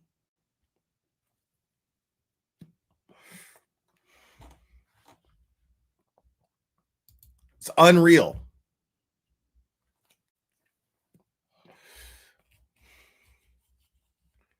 Meredith often blamed the behavior of other people on me and announced that she would punish me for their actions due to the fact that she has 14,000 Twitter followers and was constantly using her platform to attack me and my children. Many people began to speak out publicly about her. When they did this, she would announce that if they continued to talk about her, she would continue to release more of my private communications as a way to punish me for their commentary, which she followed through on. Excuse me. Due to the fact that Meredith worked on my legal defense team, she had access to impounded discovery materials, including text messages from witnesses. Meredith did have an entire show called Unimpound Town, which she began to show impounded discovery messages, bragging that she couldn't get in trouble because the protective order only applied to me, meaning Turtleboy. She said she was doing this in the hopes that I would get in trouble for giving them to her. Wow.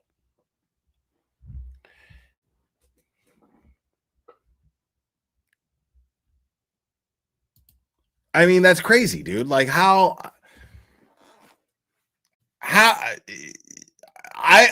applaud Aiden if Aiden ever trusts another woman like that again. I applaud him for it. I applaud him. Because it's not, I know a lot of people are saying, well, you just sound jaded, Will, you know, like what woman hurts you so bad, blah, blah, blah. Okay, fine. But the reason why I'm saying that is because if you're in a position like you are, like Turtleboy is, women are likely going to have an ulterior motive. The likelihood that a woman has an ulterior motive to be with you, even if, because here's the problem with that, is that person might not even be aware of it. One of the biggest problems with people like Meredith is a lack of self-awareness. So imagine that. Imagine there's just all these women, you love women, and there's all these women that are coming out of the woodwork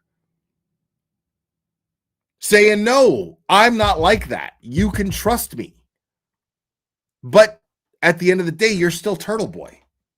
You're still Mr. Media, Aiden Carney.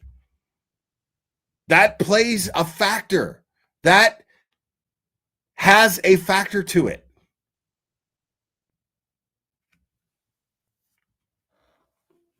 All of his girlfriends are not the same. All of his girlfriends are not the same. The problem is that you're going to attract people, you know, and especially if you're in a position like Aiden is, you're going to attract people, you know, and Aiden, the thing is I'm sick of people giving Aiden shit about trusting Meredith because he was vulnerable. He was in jail. She was persistent. You know what I'm saying? Like that's she was able to read him, know what he needed to hear, know what was going to get him to trust her, and she kind of manipulated her way into his life and then extorted her way into his life. Manipulated, blackmailed his way into it, to staying in his life. This happens.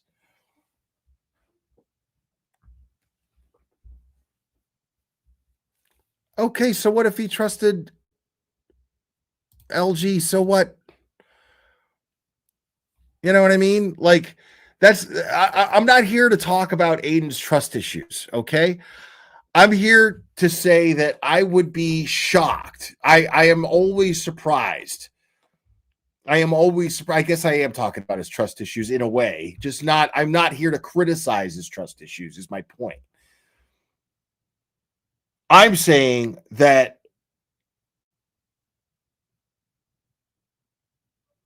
why should he have to feel lonely?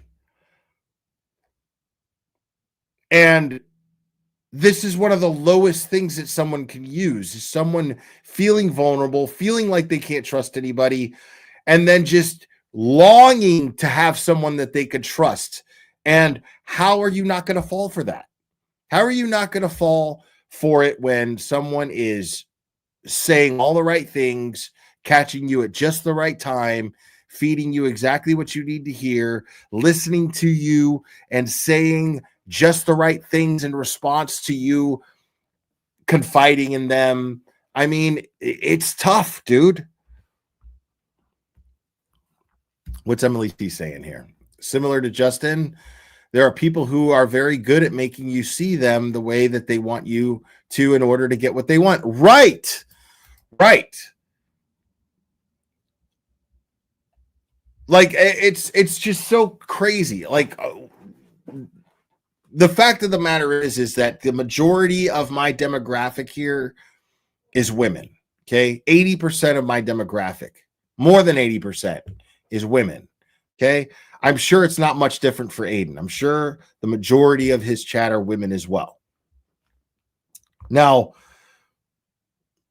what I see a lot from these women is judgment on how Aiden is supposed to trust.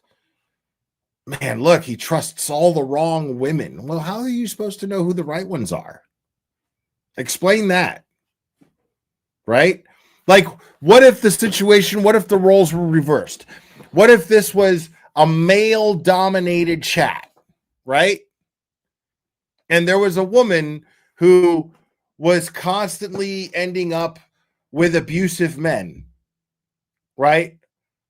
And then there was a bunch of men in the chat going, oh man, look, man, she's the problem.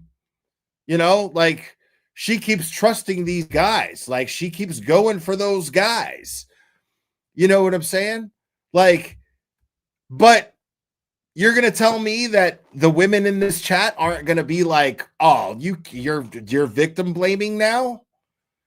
The women in this chat aren't going to be like, oh my God, like how the hell is this woman supposed to know when men can be so manipulative and men can be so narcissistic? Because a big trait in narcissistic men is manipulation, deception, blah, blah, blah, blah, blah. But it's real easy. It's real easy to blame Aiden for his taste in women, right? Why? Why is that different?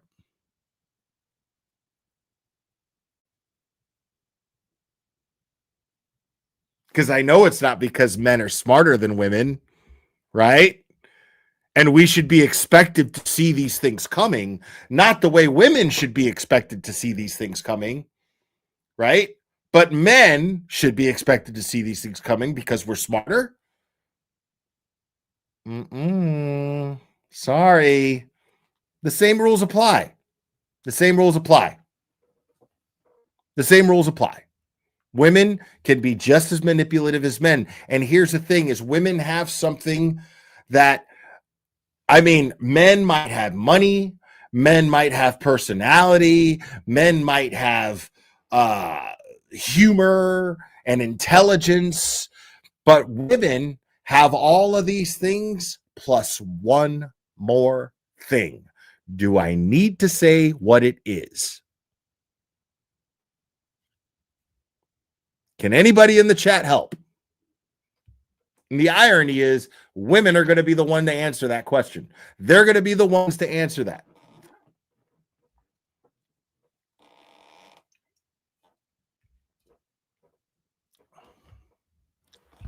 Oh man, look at this. Up, up, up, up, up, up, up, up, up, up, up, up.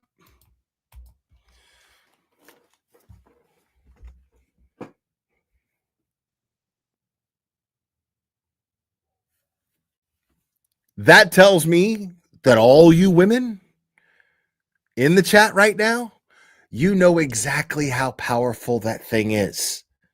You know exactly how powerful it is. What does that tell you? So don't give a shit about having trust issues, and then we actually trust someone. We actually trust a woman. Give me a fucking break. Don't give me shit about this, and don't give Aiden shit about trusting women.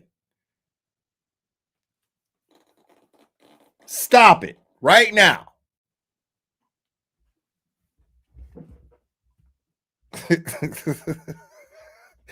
Every single one of you guys know how powerful that shit is.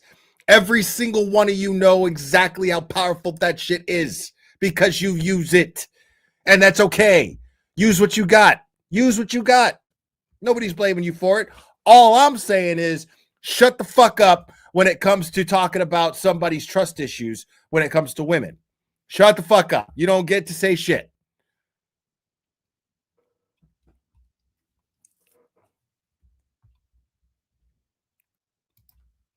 Anyway, in January 2025, Meredith began releasing private video recordings of my ex-wife and 8-year-old daughter. In one of the videos, it is very disturbing as my daughter is crying hysterically and doesn't want to come to my house. I sent Meredith the videos in June 2024 because I was going through a divorce and looking for advice from Meredith on what to do. Since she co-parents her daughter, I trusted her with this video, and she posted it on the internet, humiliating my innocent 8-year-old daughter for the rest of her life because she thought it would hurt me. In December, Meredith began threatening to post a recording she claimed to have had of me and attorney Mark Betterow. I have no recollection of ever recording Mr. Betterow, so this was confusing and upsetting to both Mr. Betterow and me.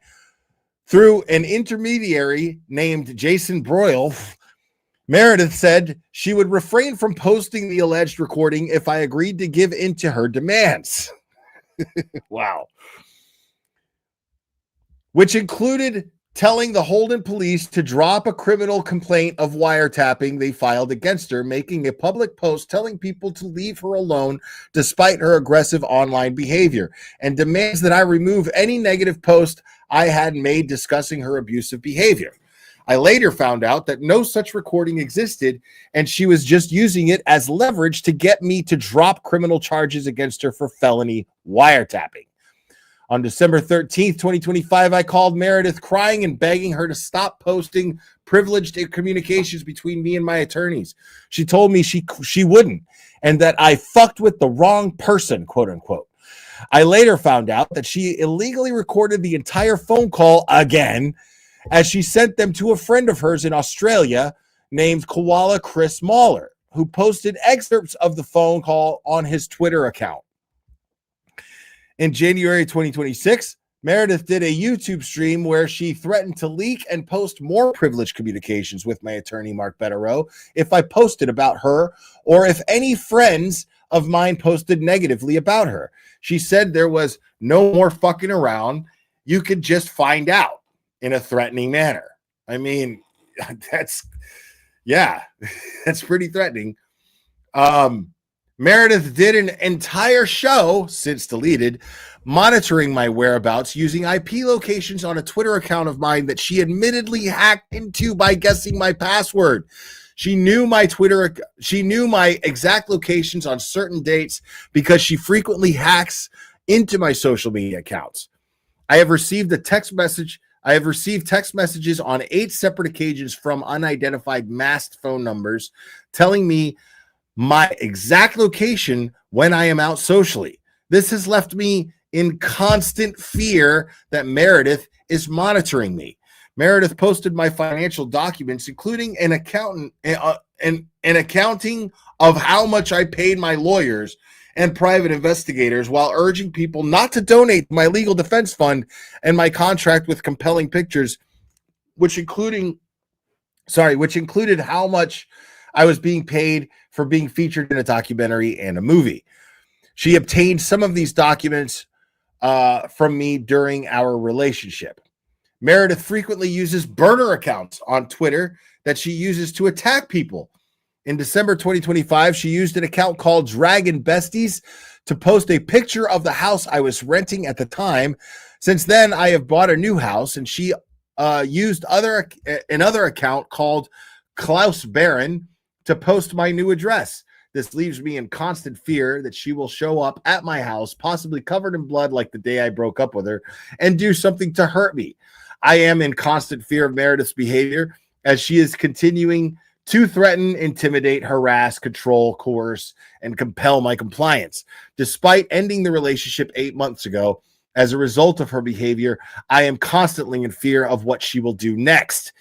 If she is monitoring my messages and my movement, and if she will come to my house for that reason, I ask the court for an order of protection so that she stops engaging in this abusive and controlling behavior. There you go, folks. I mean, that pretty much sums it up. Well done, Aiden.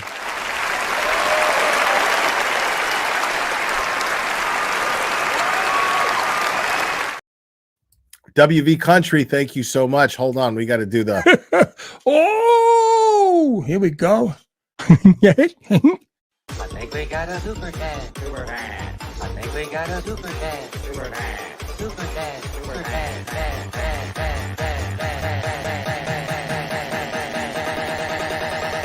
I think we got a super cat. How dare you? WV Country, thank you, buddy. I dated an abusive woman who was a crisis counselor, thinking that would be great after a borderline abuser. Later, when I tried to leave, she said she'd hurt herself and call the cops. I'll be believed. It happens. Wow. Yeah, man. See, that's what I'm trying to tell y'all, man. That's why I'm weary. This example right here, this is why I'm weary of these motherfuckers like that Lisa lady who talks about how she's a fucking mental health professional. I'm like, baby, lady, you're fucking crazy. Mama, you're fucking crazy. Like, clearly, you're fucking crazy. Stop it. Everyone can see that you're insane. And the idea that you are a mental health professional helping other people with problems is a scary fucking notion.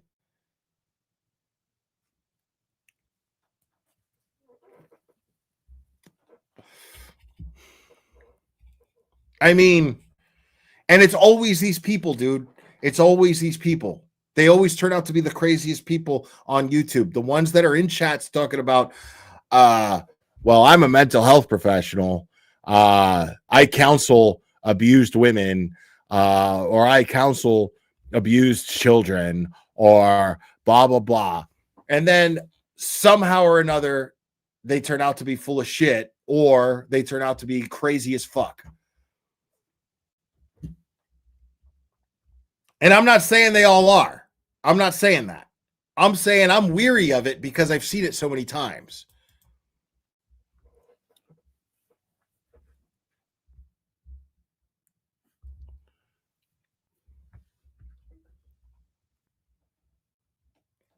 I mean, right. He's an advocate for women. Right. Dressing up like women digitally does not make you an advocate for women. It does not. I mean, dude, the shit is fucking crazy. And then people want to be like, oh, well, Aiden needs to trust, or needs to not trust women so easily. He needs to not trust people. Like, dude, whether I agree with that or not is not relevant. The point that I'm trying to make is, why should someone be blamed because they have faith in people? Why should Aiden, being in the position that he's in, where he has so much support, why should he feel, why should a symptom of that be loneliness, where you can't trust anybody? It sucks.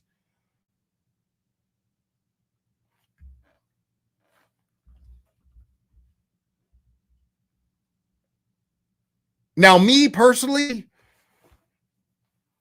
I have my own methods of looking out for myself as far as people who are untrustworthy.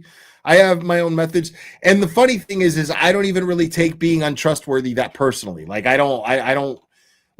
will realize who is trustworthy and who isn't trustworthy pretty early on, but it doesn't mean that I don't like them. It doesn't mean that I don't get along with them. It doesn't mean that I think any less of them as people. Nothing of that nature. I just go, oh, okay, well, now I know. Now I know what I can tell this person and what I can't tell this person. That's it. That's literally the only effect it has on me. You know? And I'm sure that with Aiden, it's probably not much different. He's a very common sense kind of guy. You know? Like, I think there's just way too many people that like feel connected to him. You know, I guess that's what happens when you get a following, that people feel that they just identify with you so much that they feel like they a sense of protection over you that's probably crossing boundaries and they don't realize it. I trust everybody from the start. I always give everyone the benefit of the doubt. I have my own personal boundaries where, of course, I'm just like, this is nobody's business. You know what I mean? About certain things about me. Sure. I think most people have that. Any self-respecting person has that. But no, I'm not going to say that. There was one night, and honestly, ironically, I think it's one of the nights mentioned in this affidavit, but there was one night where I saw her and was like, ooh, yeah, I see that Hanya. I see it. The Hanya came out. I saw it, you know, but it didn't change my opinion of her as a person. You know, I was like, okay, whatever. Maybe she's just somebody who shouldn't drink too much, you know? Okay. Got it.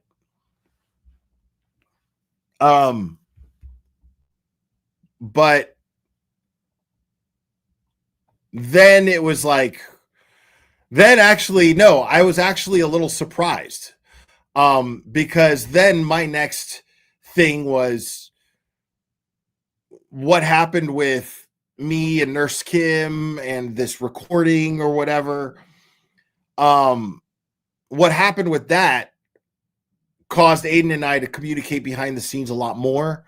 And then he was actually telling me stuff about Meredith that I was just like, no way.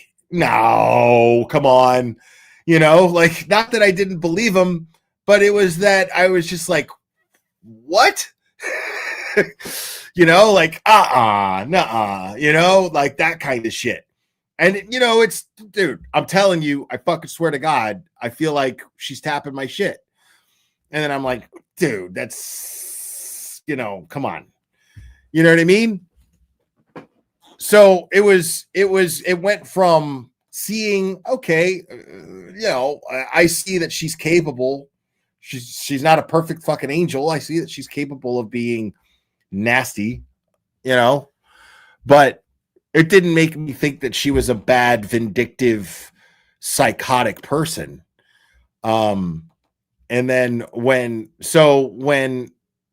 things were starting to be explained to me that painted her in the light of being a insane, bad, crazy, psychotic person, it was like a lot to take in. It was like, whoa, no. And then it was like, okay, yeah. because it wasn't like she was private about it. Because if she was smart, like if she was gaslighting him, you know what I mean? Like she would have been just fucking with him behind the scenes. You know what I'm saying? And then trying to make him look crazy to the public. She just made herself look crazy. Everyone could see what she was doing, and everybody could see why she was doing it. You know? So it wasn't like she played this really deep manipulative game that fooled everyone and made everybody. That is another level. She could have done that probably. I mean, Aiden has enough people that hate him. She still managed to get people on her side. Emily, thank you so much. Check email, sent you link. You got to hear these lunatics live right now. Okay. I guess we're doing a free petty stream today then. But yeah, I mean, I you know,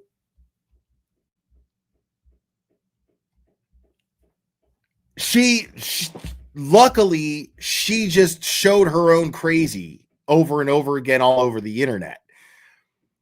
Like she could have been the kind of person that made Aiden look like he was fucking losing his shit.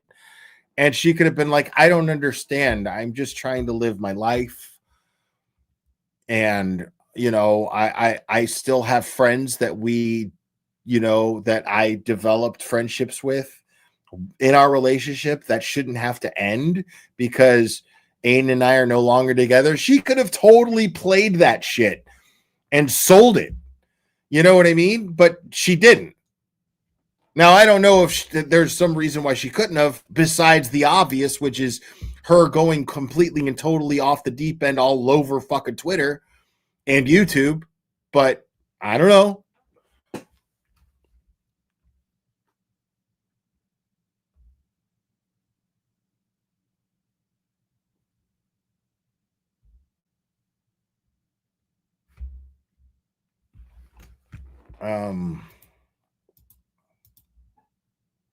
Let me see real quick.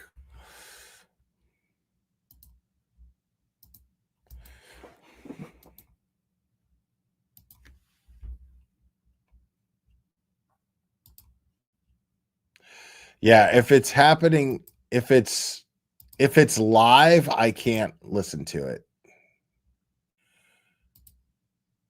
Oh no, I can. Apparently. Am I back on Twitter and I don't even know it?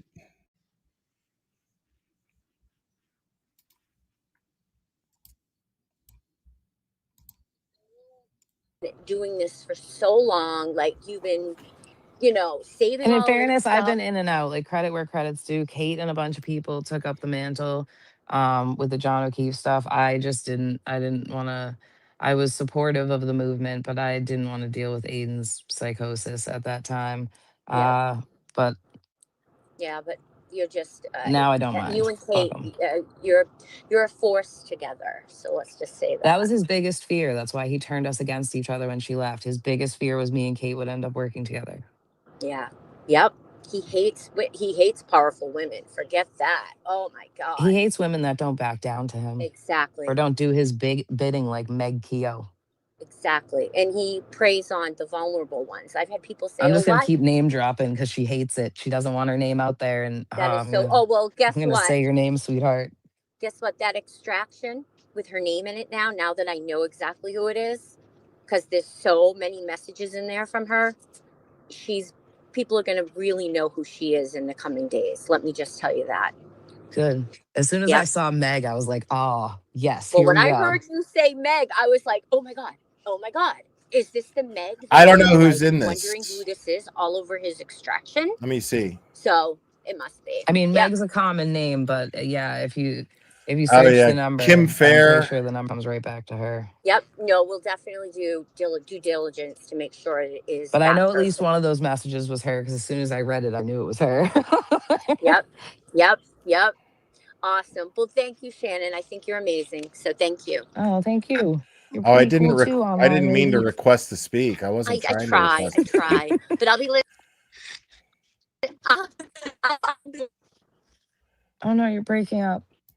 We're breaking Turtle up. Boy in the Chamber of All right, Secrets. if anyone else wants to come up again, I don't like sitting here talking to myself. It's weird.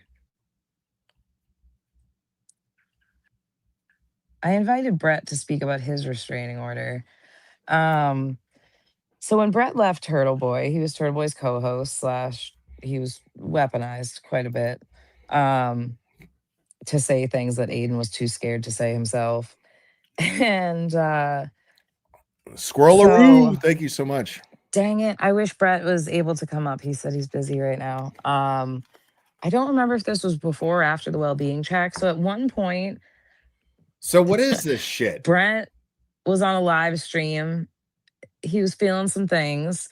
He How do I mute? used a lighter, and Aiden said that it sounded like a gun firing without a bullet in the barrel or something to that effect.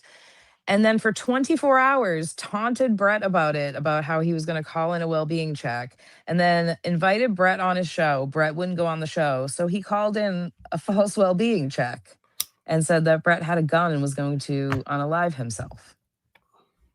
I don't know what the rules are for spaces. And that I want to say it might have been before the restraining order. So hold on, let me get my other phone. Yeah, Brett's I'm restraining really in order the attempt dark there. about what happens on He was X. in the group messages, like orchestrating exactly what to say.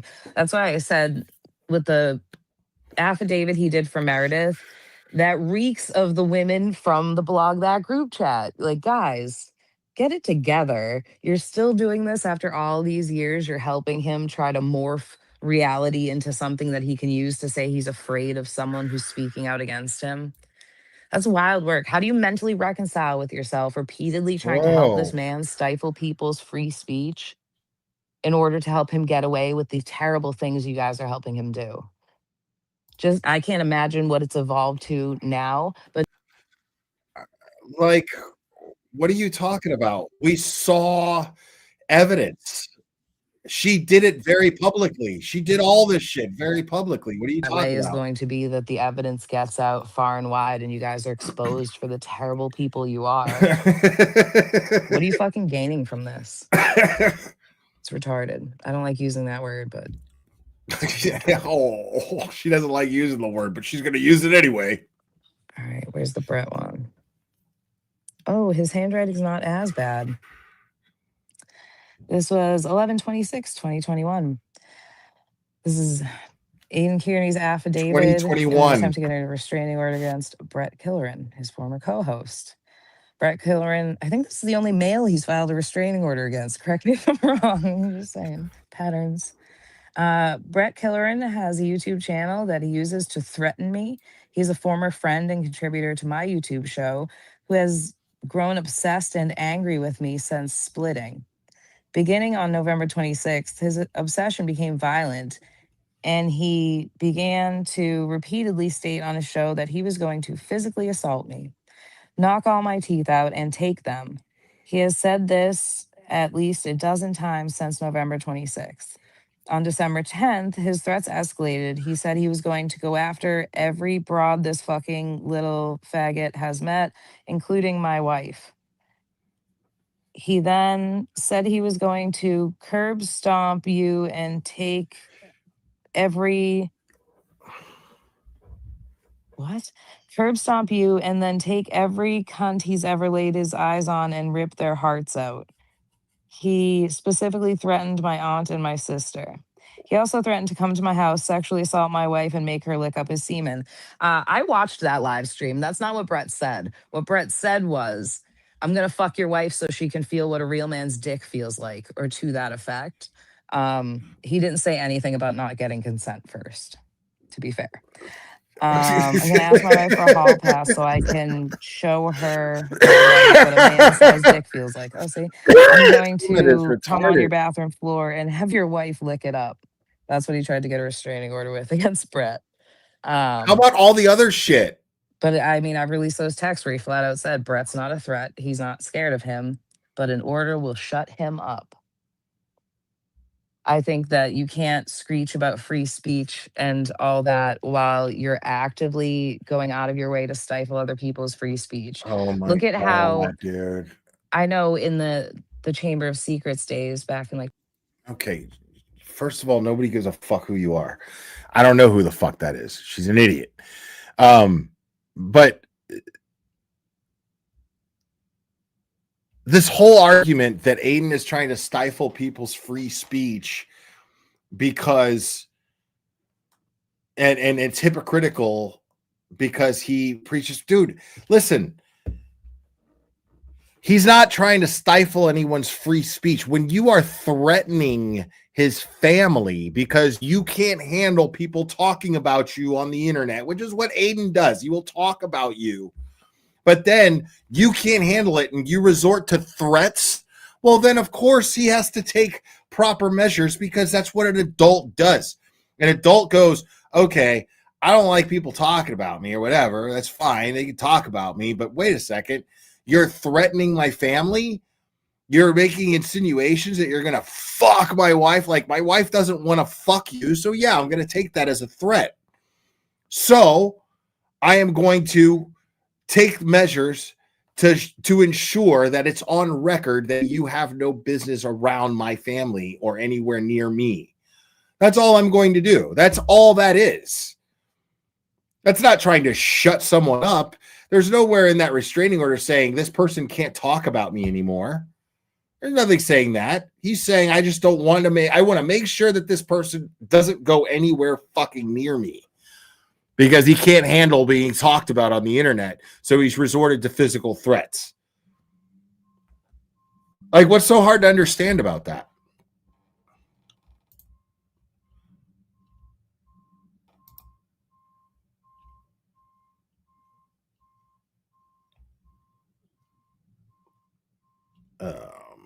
Sorry, I'm trying to look at certain things here.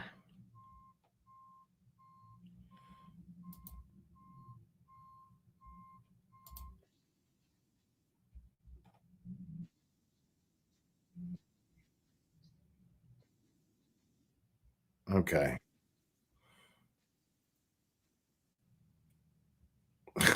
Okay.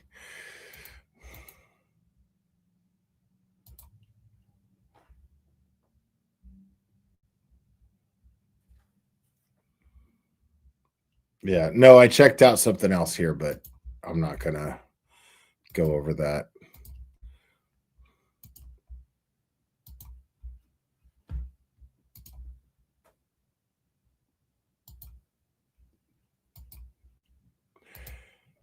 James Lynch gifted a membership. Thank you so much.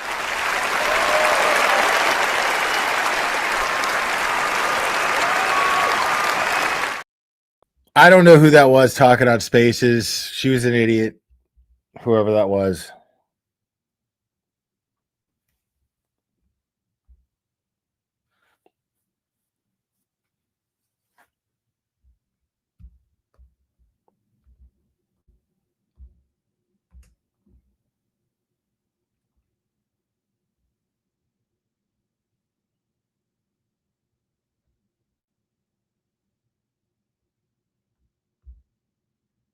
Okay.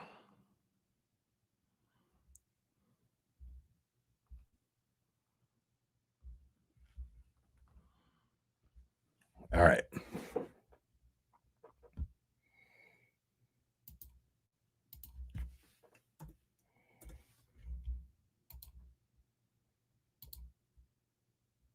Phone lines are open. Let's take some calls.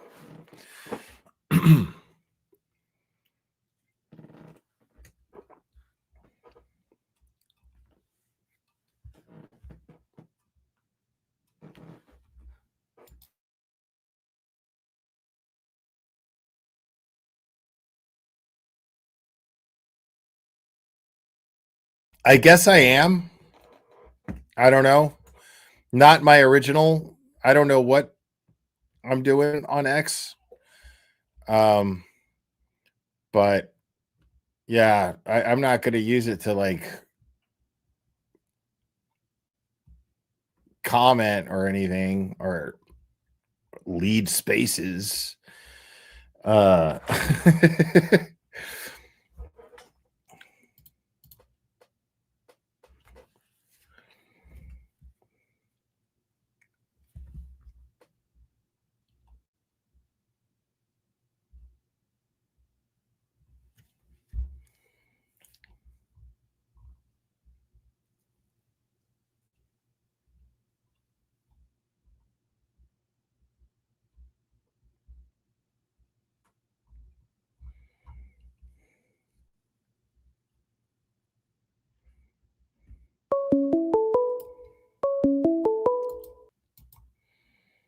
Call from. You're on. Who am I speaking with? Hello, Will the Glairer. It's Callum C from England. It's who from England? Callum C sent the super chat earlier with my Great British Pound. Oh, right on. Appreciate you, man. What's up? Yeah, nothing much, man. Just wanted to call up, say hello. Thanks for keeping me company while I'm in my work van all day long, and keep doing you, mate. Right on, man. I'm glad you're listening from jolly old, all the way from across the pond to jolly old England, keeping you entertained while you're at work, man. I love it. Yeah, you are. Yeah, I never get to catch a live because all the time zone shit. But yeah, grateful to catch one today on the drive home from work. And yeah, keep on rocking on, man. Take care, mate. Cheers, mate. Take care. Bye-bye. All right. Appreciate you. Bye-bye.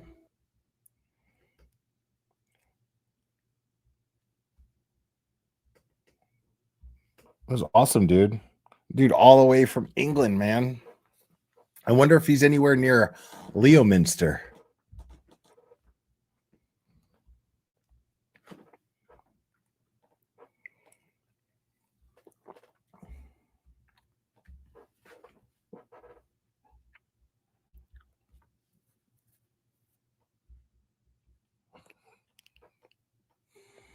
Stop what? I don't know what you're talking about.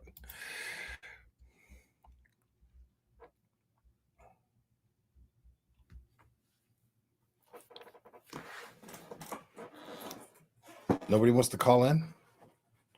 Really? Really?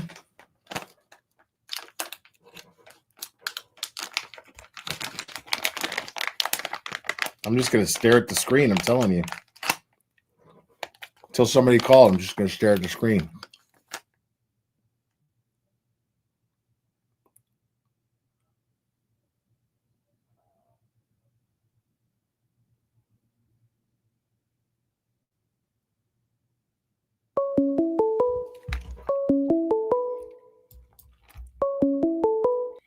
Call from. You're on. Who am I speaking with? Hey, Will, it's Specially Appointed Prosecutor Robert Cosgrove here. Specially Appointed Prosecutor Robert Cosgrove, everybody. How's it going? I really didn't want to call, but I can't stand the silence. It drives me insane. I know, me too. I'm glad you called. What's up, buddy? Not much. Watching your presentation. Who's that lady? Dump truck? Is that who that? I don't. Do you know who that is? No idea. I'm so lost in the Twitter world. I have no idea who's who or what's what. Yeah, nobody wants to silence dump truck. I mean, why would somebody want to silence dump truck? Or that other nightmare over the Kim Fair. Oh yeah, we want to silence. I remember her. I forgot they existed. Right. Yeah, I completely fucking forgot about Kim Fair. Yeah, it's funny. Just listen to her say,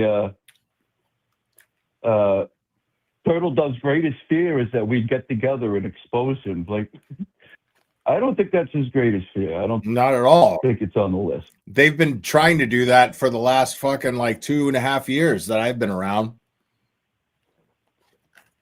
Yeah. Apparently making a comeback or something. I don't know what the hell they're doing. It's ridiculous. Oh yeah, we were watching. You know what the Sparkly Rabbit is? You know that lady? You're not on. Are you back on Twitter? Okay. I mean, apparently I am, funny. unbeknownst to me, but but That not. was a funny show to watch. It's like If a you don't know different who she is, profile. Yeah, it's like a weird different profile.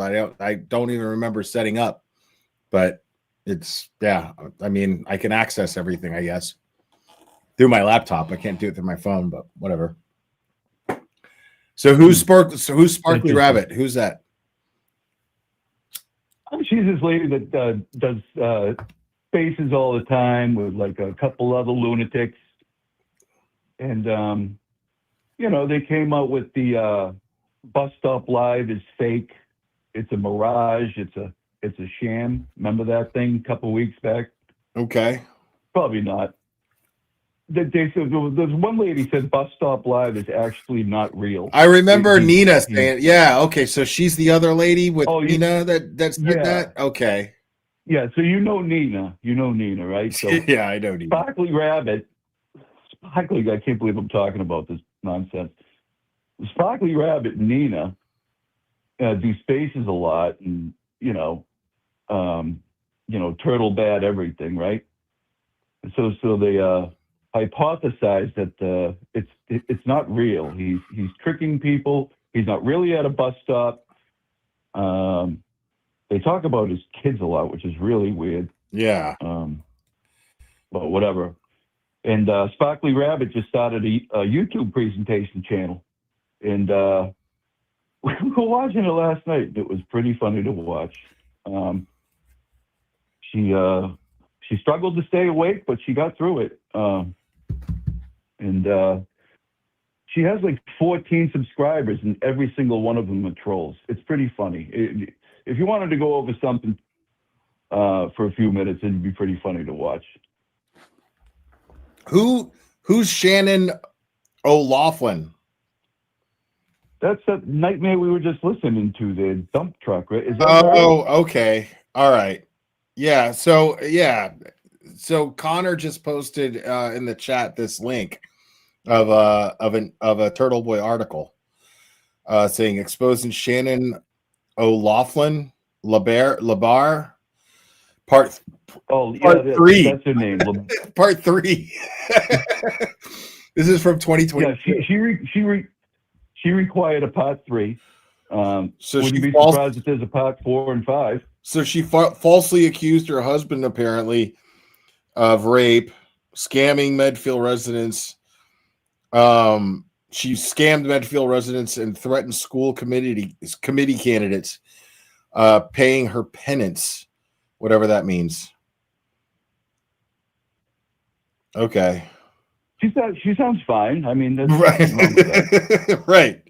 Yeah, she sounds perfectly stable. I mean, this is what it does is it boils down to like the same old fucking formula. You fucking are a shitty person. Aiden writes an article exposing it, and then you try to fucking silence him. You get all mad, and you try to get a committee together to fucking some hate committee together to bring him down. Like it's right. They've all been written about. They've all been written about, and then they turn around and they say, "Why are you trying to silence me?" Bro, her eyes are crazy, bro. She's got fuck. Yeah. Oh, I mean, they all have the same playbook. Nuts, bro. Look at the Hood Booger Radio Power Hour over there. The picture. All those guys were written about at one point or another. Hold on. And that's, look at Brills, his whole dude. I tried to contact you about Jigga, you didn't want to do it. Oh, maybe he was working on something else. So he's written about a few years back about some hood booger issue up there in Lawrence. And then you have the Banner stealing mental cases, who I think they wrote about in 2018 or something like that. I mean, that's what it boils down to. It's always these same fucking people.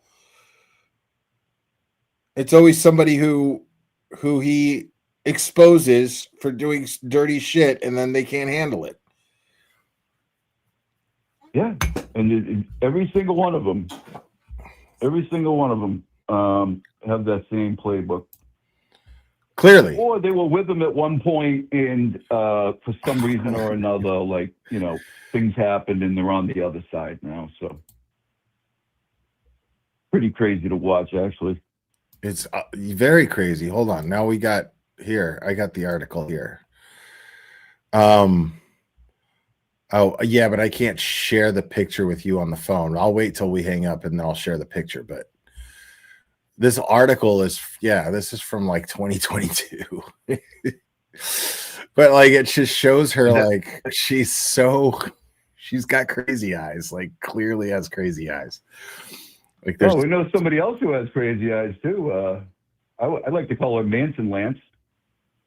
Who's this? I don't really want to say her name, but she goes by She goes by 4 numbers. Oh, 5150. Yeah, she's got Manson Lance. Yeah. They all have crazy eyes. Yeah. Now this lady has like a special kind of crazy eyes, man. Like she's like the kind that you just can't hide, no matter what filter she tried to use. Like they're pretty bad. The lady's crazy. Well, I wonder if she has another physical attribute about her, because her name is Dump Truck. So maybe she has something else going on. I'm not sure. Yeah. So I'm not reading the article, but I'm just looking at the screenshots that Aiden posted in his article about this lady. And clearly the playbook here is the typical one. So basically she was a fan and was like, if you need an investigator, let me know. And Aiden's like, nah, I'm good. And then she didn't like that. And then she got all pissy. How it all starts. Right. She wanted feelings hurt. She wanted to be closer. Aiden had boundaries. She didn't like the boundaries Aiden set, and then she got pissy about it. That's what it comes off as. I believe the same thing happened with Lana with her crazy theories. She brought them. She gave them the turtle doves, and she said, "Hey, pass this on to Karen Reed." And Karen Reed's like, "No." We've already looked into these things. Tell her please and thank you, but no thank you. I love all those people. You just gotta, I love all those people that want to be involved so bad. They want to be involved so bad that they have to come up with a fucking theory that nobody else thought of, right? And then they pitch it, and then it's like, nah, no, that doesn't work. But they invested their whole fucking energy, all of it, into it, and they're like, Karen shuts it down. Nope. Sorry. That's it. Oh, I'll show you. Totally like, you remember the movie 300? That's what that shit is. I don't think I watched that, Will, but you never watched the movie 300. I don't think so. So the thing is 300, you'll appreciate this. So the movie 300 based on a graphic novel. Anyway, they explain in the beginning of the movie how the Spartans, like at birth, if there was even the slightest flaw in a Spartan being born, they discarded the baby into a pile of dead babies. They're just like, nope, this is no good. Right? They had to be crazy. Like they were set to a standard from the beginning, right? Now, this one kid was born a Spartan, but the problem was he was totally deformed and all fucked up. And his father protected him and kept him away because he didn't want his child to get killed because he wasn't a perfect Spartan. But he loved him anyway, despite all of his birth defects and everything. And then the kid goes and he trains himself and he wants to be a Spartan so bad. He's like, he was born a Spartan. He's like, this is what I want to live up to. And he's got a hunchback and he's all fucking just all fucked up, right? Yeah, exactly. Big Earl knows. It's Big Earl. He knows. Mother, father. Right. So, the soldiers from the 300 soldiers, the Spartans, they're about to go and they're going to fight 1 million Persians, right? 300 men against 1 million, right? Crazy. And this birth defect Spartan comes up and he goes, I hid blah, blah, blah, but I've been training my whole life and I can help you. I can help fight for you. And Leonidas, the leader, he's like, okay, well, hold up your shield. Is that as high as you can hold up your shield? And he's like, and he's trying and he can't do it. And he's like, well, unfortunately, I can't use you because, you know, we are a unit and we need you to be able to hold your cut. Right. Didn't make the, and he did, despite his birth defects or whatever, Leonidas was willing to like overlook it, you know, and be like, yeah, whatever. But you can't, you have no logistical use for me because you can't do the job. So then he betrays him. He gets all fucking pissy, and then he goes, he's like, and I'm a creepy old deformed guy, so I'm gonna go to Leonidas's enemies, and I'm going to betray him and tell them everything I know about the 300 army. Like, so it's the same shit. It's people, they want to be like somehow in their minds they've got this Turtleboy fantasy of being like his right hand or something. It's just fucking bizarre. And they want to be part of this dynamic with Turtleboy that exists only in their mind. And then when Aiden's just kind of like, no, that's kind of crazy. I'm actually good, you know, solo artist, you know what I mean? Like, it's kind of my thing. And they can't handle it. And then what do? They go to running to like Kate Peter or somebody, and then they form some weird alliance to try to take down Turtleboy. Like, just because he rejected them. So in the story, is the form guy dump truck or insert any one of those people? Okay, I get it. Yeah, it's the same old thing every single time. It's what happened to the birth defect guy from 300. It's the same thing. Yeah, speaking of the head, they're all defective. There, Kate, it seems like they all hold Kate in this like high regard. It's pretty strange. Kate She's actually like looks a little, she actually looks a little bit like the dude in 300 that I'm talking about. Kate Peter does. She looks like the 300 guy? A little bit. Yeah. I'm gonna have to watch it. I'm gonna have to watch it now. Same posture. Yeah. They got it at Blockbuster? Yeah. You can get it at Blockbuster for sure. They still have those, right? Yeah, they probably still have 2 or 3 copies left. All right. Yeah, they get pissed when you don't rewind. They don't. Yeah. You make sure you rewind. For sure. Yeah, be kind, rewind. Yeah, it's Zack Snyder's first big movie. Oh, yeah. I'm not aware of him, but I'll check it out, Will. Yeah, you should. But listen, I'll let somebody else call in. I'm sick of me. So thanks for having me on your presentation, and shout out to the antenna people, and have a good day. All right, Kasi, we love you, buddy. Thanks for calling. Love you too. Bye. Especially appointed prosecutor Robert Cosgrove, everybody.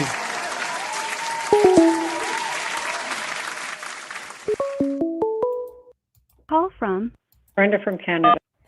You're on. Who am I speaking with? Hi, Will. It's Brenda from Canada. How are you? Hi, Brenda from Canada. How are you? Oh, good. Sorry about the last time I phoned. I'm sorry. I didn't realize that everything was over. But you know what? I just wanted to phone you and congratulate you again. You know what? You are really, really a good person for people that are in trouble. I ended up seeing at the end part what you had did for Chelsea for a fundraiser. And you know what? Hands down to you, buddy.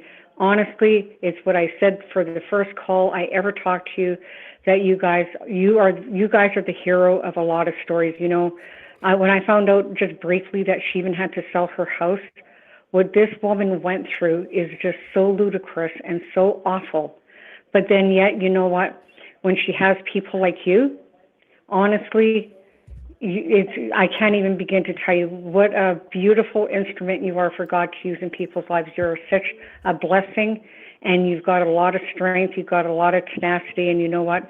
You're very real. When you see you, you are what people get, and that's just it. That's all I phoned for, just to tell you, you know what? I'm always amazed what kind of difference you make for people's awful, awful situations. And I could imagine how much she cried, how, her life went upside down. And then looking at somebody like you who did that for her, I think it was 24,000 that you raised. You know what? Honestly, she's probably eternally grateful to you for taking the time and doing what you did for her. Well, I mean, So she's her family's expressed their gratitude and especially to Mazza and Common Sense Investigator, because they've been raising a lot of money for Kelsey for months and months now. So there's a lot of good people have come together and raise money and awareness for Kelsey. So it's a group effort. It's a community effort. Yeah, I seen that the other day, and I'll tell you, even you and Aiden, oh my God, every time you turn around, this guy's in court doing something. And I briefly heard a little bit last night about Meredith and, people, how she hacked into his TikTok account or whatever it was. But I just shook my head and I thought, what is wrong with people? That is so awful to do to somebody who's facing time after time, shit after shit. It never ends for this guy. Yeah. Yeah. He's fighting back, which is good. Aiden's fighting back. It's good. I wanted to ask you one question about Chelsea. Now, so I heard that she doesn't have her baby. Is she getting her baby back? Hopefully. Kelsey will be getting her baby back soon. Hopefully. She's got to go through family court. But oh my gosh. But yeah, hopefully. I'll be praying for her, and you know what? Thumbs up to you. And you know what? Shame on that person that her husband or ex-husband, because not seeing your child since last June. When I caught whiff of that, my mouth dropped, and I thought, you know what? What kind of people are these people that live out there? I don't know. But before I let you go, once again, good job. And to Mazza, too, if I was ever in trouble, I would like to phone you guys and say, I'm in Canada, but I need help. No, be very proud of yourself. Just walk with your head high, because you know what? A lot of people this day and age would not give a shit and do anything for anybody like this. So time after time, you guys are just the heroes on YouTube, and I just love watching it. So have yourself a good Easter and have yourself a rest of, the good week. You too. Thanks so much. Brenda from Canada, you're amazing. We love you. Thanks a lot. Love you. Okay, bye-bye. All right, bye-bye. Brenda from Canada, y'all. You got to give it up to her. We love Brenda from Canada.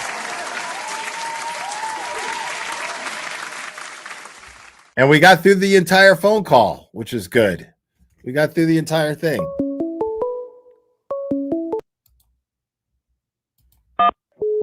You're on. Who am I speaking with? Hey, Will, it's Angie. Hey, Angie. How we doing? Good. I am kind of echoing what Brenda just said. I'm so glad that Aiden is finally fighting back. Okay. Well, because it seemed like when he went through his valid truth journey, he kind of felt defeated. Well, at that I can only speak for my own experience in that whole situation. I won't ever presume to speak for Aiden. But my own experience, I know that he avoided every bait attempt that Meredith threw at him, because I would be behind the scenes going, dude, just fucking destroy this lady, dude. Fuck her already. Dude. Right. You know what I mean? And he would be like, oh man, and he's like, I can't tell you what to do, but I'd appreciate it if you didn't talk about her too much, and blah, blah, blah. And, he asked a lot of us to not go after Meredith and talk about her. And I respected that to a certain degree, and got to a point to where I ended up messaging him going, dude, she went too far, I'm done. But even still, out of respect, I mean, he's my friend. So out of respect for him, I kept it to a minimum, even still after that. But at the same time, my point being is he's not trying to go after her. He's not trying to destroy her. He's just simply trying to protect himself. And how long does he have to just sit there and put up with her fucking with his livelihood until he actually gets to stand up for himself? You know, like, Right. Well, when is the right time to do that? You know, like, what the fuck? yeah.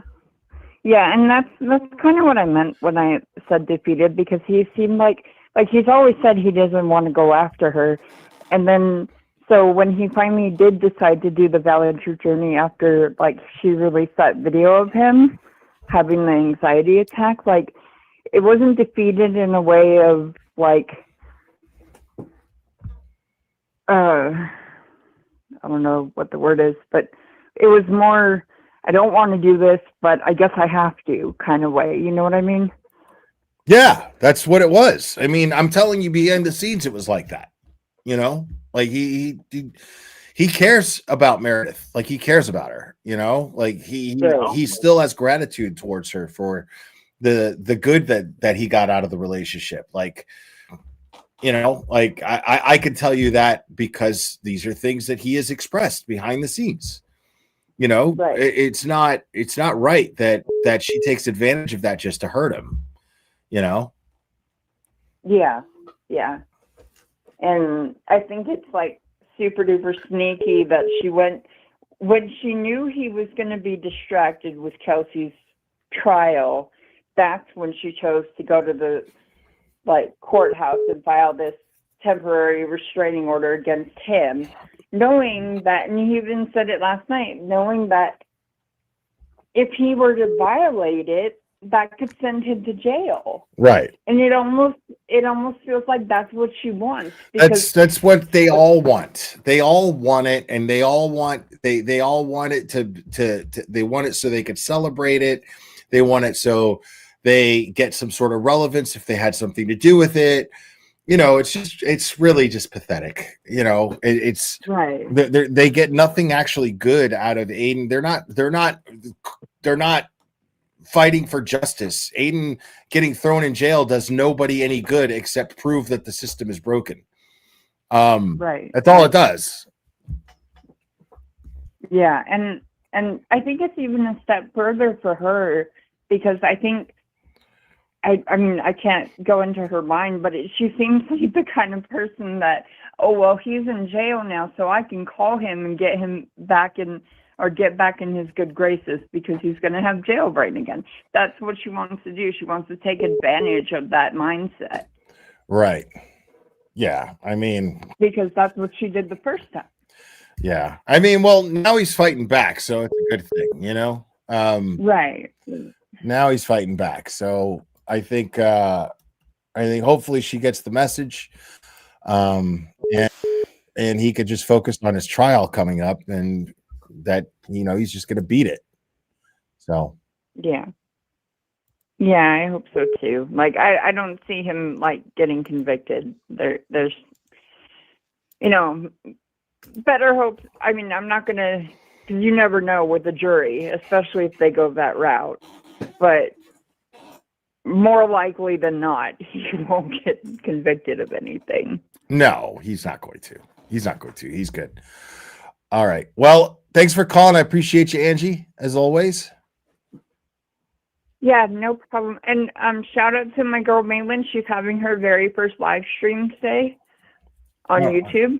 So, yay. All right, right on. Good for you. All right. Have a good one. Thanks, Angie.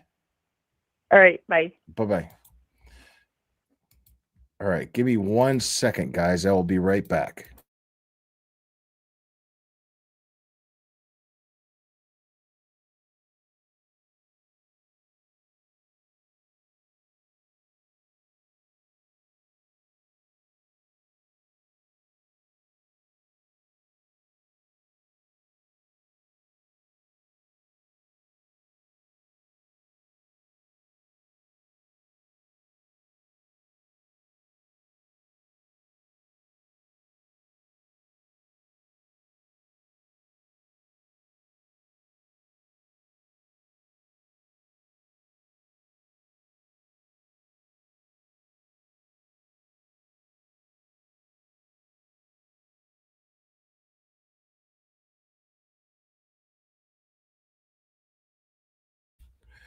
All right.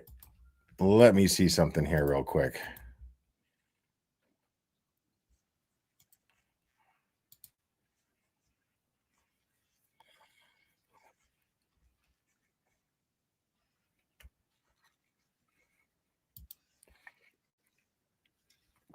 Give me 1 second, guys. I'm listening to something and I'm deciding whether or not I should share it.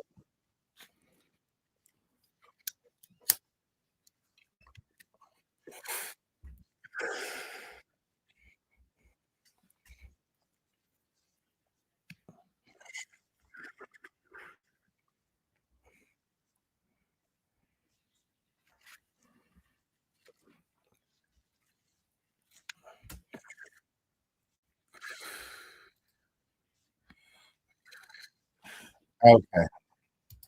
Okay. Okay. Okay. Okay. It's like really the only person ever really the best damn community on YouTube. There's change. Oh, wait. Okay. My man Bob's getting brave over here, bro. My man Bob's over here getting brave. Let's see what Bob has to say here. From breaking 65,000 people, 65,000 subs. So we're excited about that. And, help us get there. I know you will. 'Cause you're the best damn community on YouTube. There's zero question about that. I'll dip into Will's, the glare shit. And he's always talking about, oh, my community's the best. No, dude. Your community's not the best. Our community's the best. And we might have to have a cage match over it. Are you guys gonna let Bob say that about you? You? The best community on YouTube? You're going to let Bob put you guys in second place? Second only to Defense Diaries? Are you kidding? You guys are going to just let that happen? Will's kind of a big guy. I'll fucking take him down. Tell him I said that too. I have that old man strength. It's like really the only person ever really wanted to cage match was Adam Montgomery. I'm like, you know what? Fuck the whole prison thing. Let me just go into a death cage match with Adam Montgomery, and so I could put on him what he put on his daughter with furious anger. All right, you guys. I love you, and I will see you in 2 shakes of lamb's tail. Mwah. Bye. And then he's going to blow a kiss. Then he's going to blow a kiss. Then he's going to blow a kiss. Like, he's going to say that he wants to cage match me over who is the best community on YouTube. Listen, dude, Bob, okay? Friendo. This is clearly the best community on YouTube. This is the best community on YouTube. If you're watching on your phone, look down, okay? Best community on YouTube. Very easy. It's not even a question. This dude's talking about, we're actually the best community. I'll do a cage match. Will's kind of a big guy. No, bro. Listen, dude. You're lucky I'm a smoker, okay? You're lucky I'm a smoker, okay? Because I'll fucking exactly, Caitlin. I'll cage match your ass, bro. Like from here all the way to Leominster, bro. Exactly how Caitlin just fucking said, right there. Okay, all the way to Leominster, bro. It'll happen. Anyways, guys. I love Bob so much. And Allie. You guys, I love you guys very much. I love you more than I love Bob because you're the best community on YouTube. Anyways, you're fantastic. Thank you guys for everything. Thank you guys for the support. Thanks for hanging out with me. You guys are the best community on YouTube. I love you guys very much. Remember, though, it only takes a second to stay safe. And we will do this again very soon, my friends. Leominster.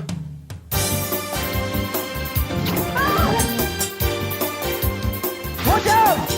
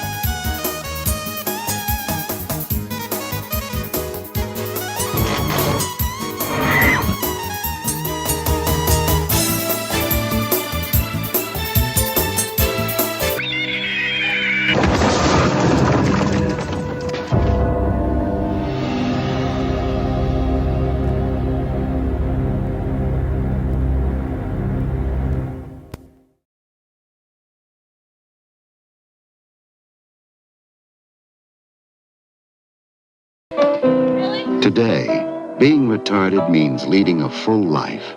Retarded people go to work or school, just like their neighbors, and come back to a real home. A supervised home, right in the neighborhood, where they belong. Being retarded never stopped anyone from being a good neighbor.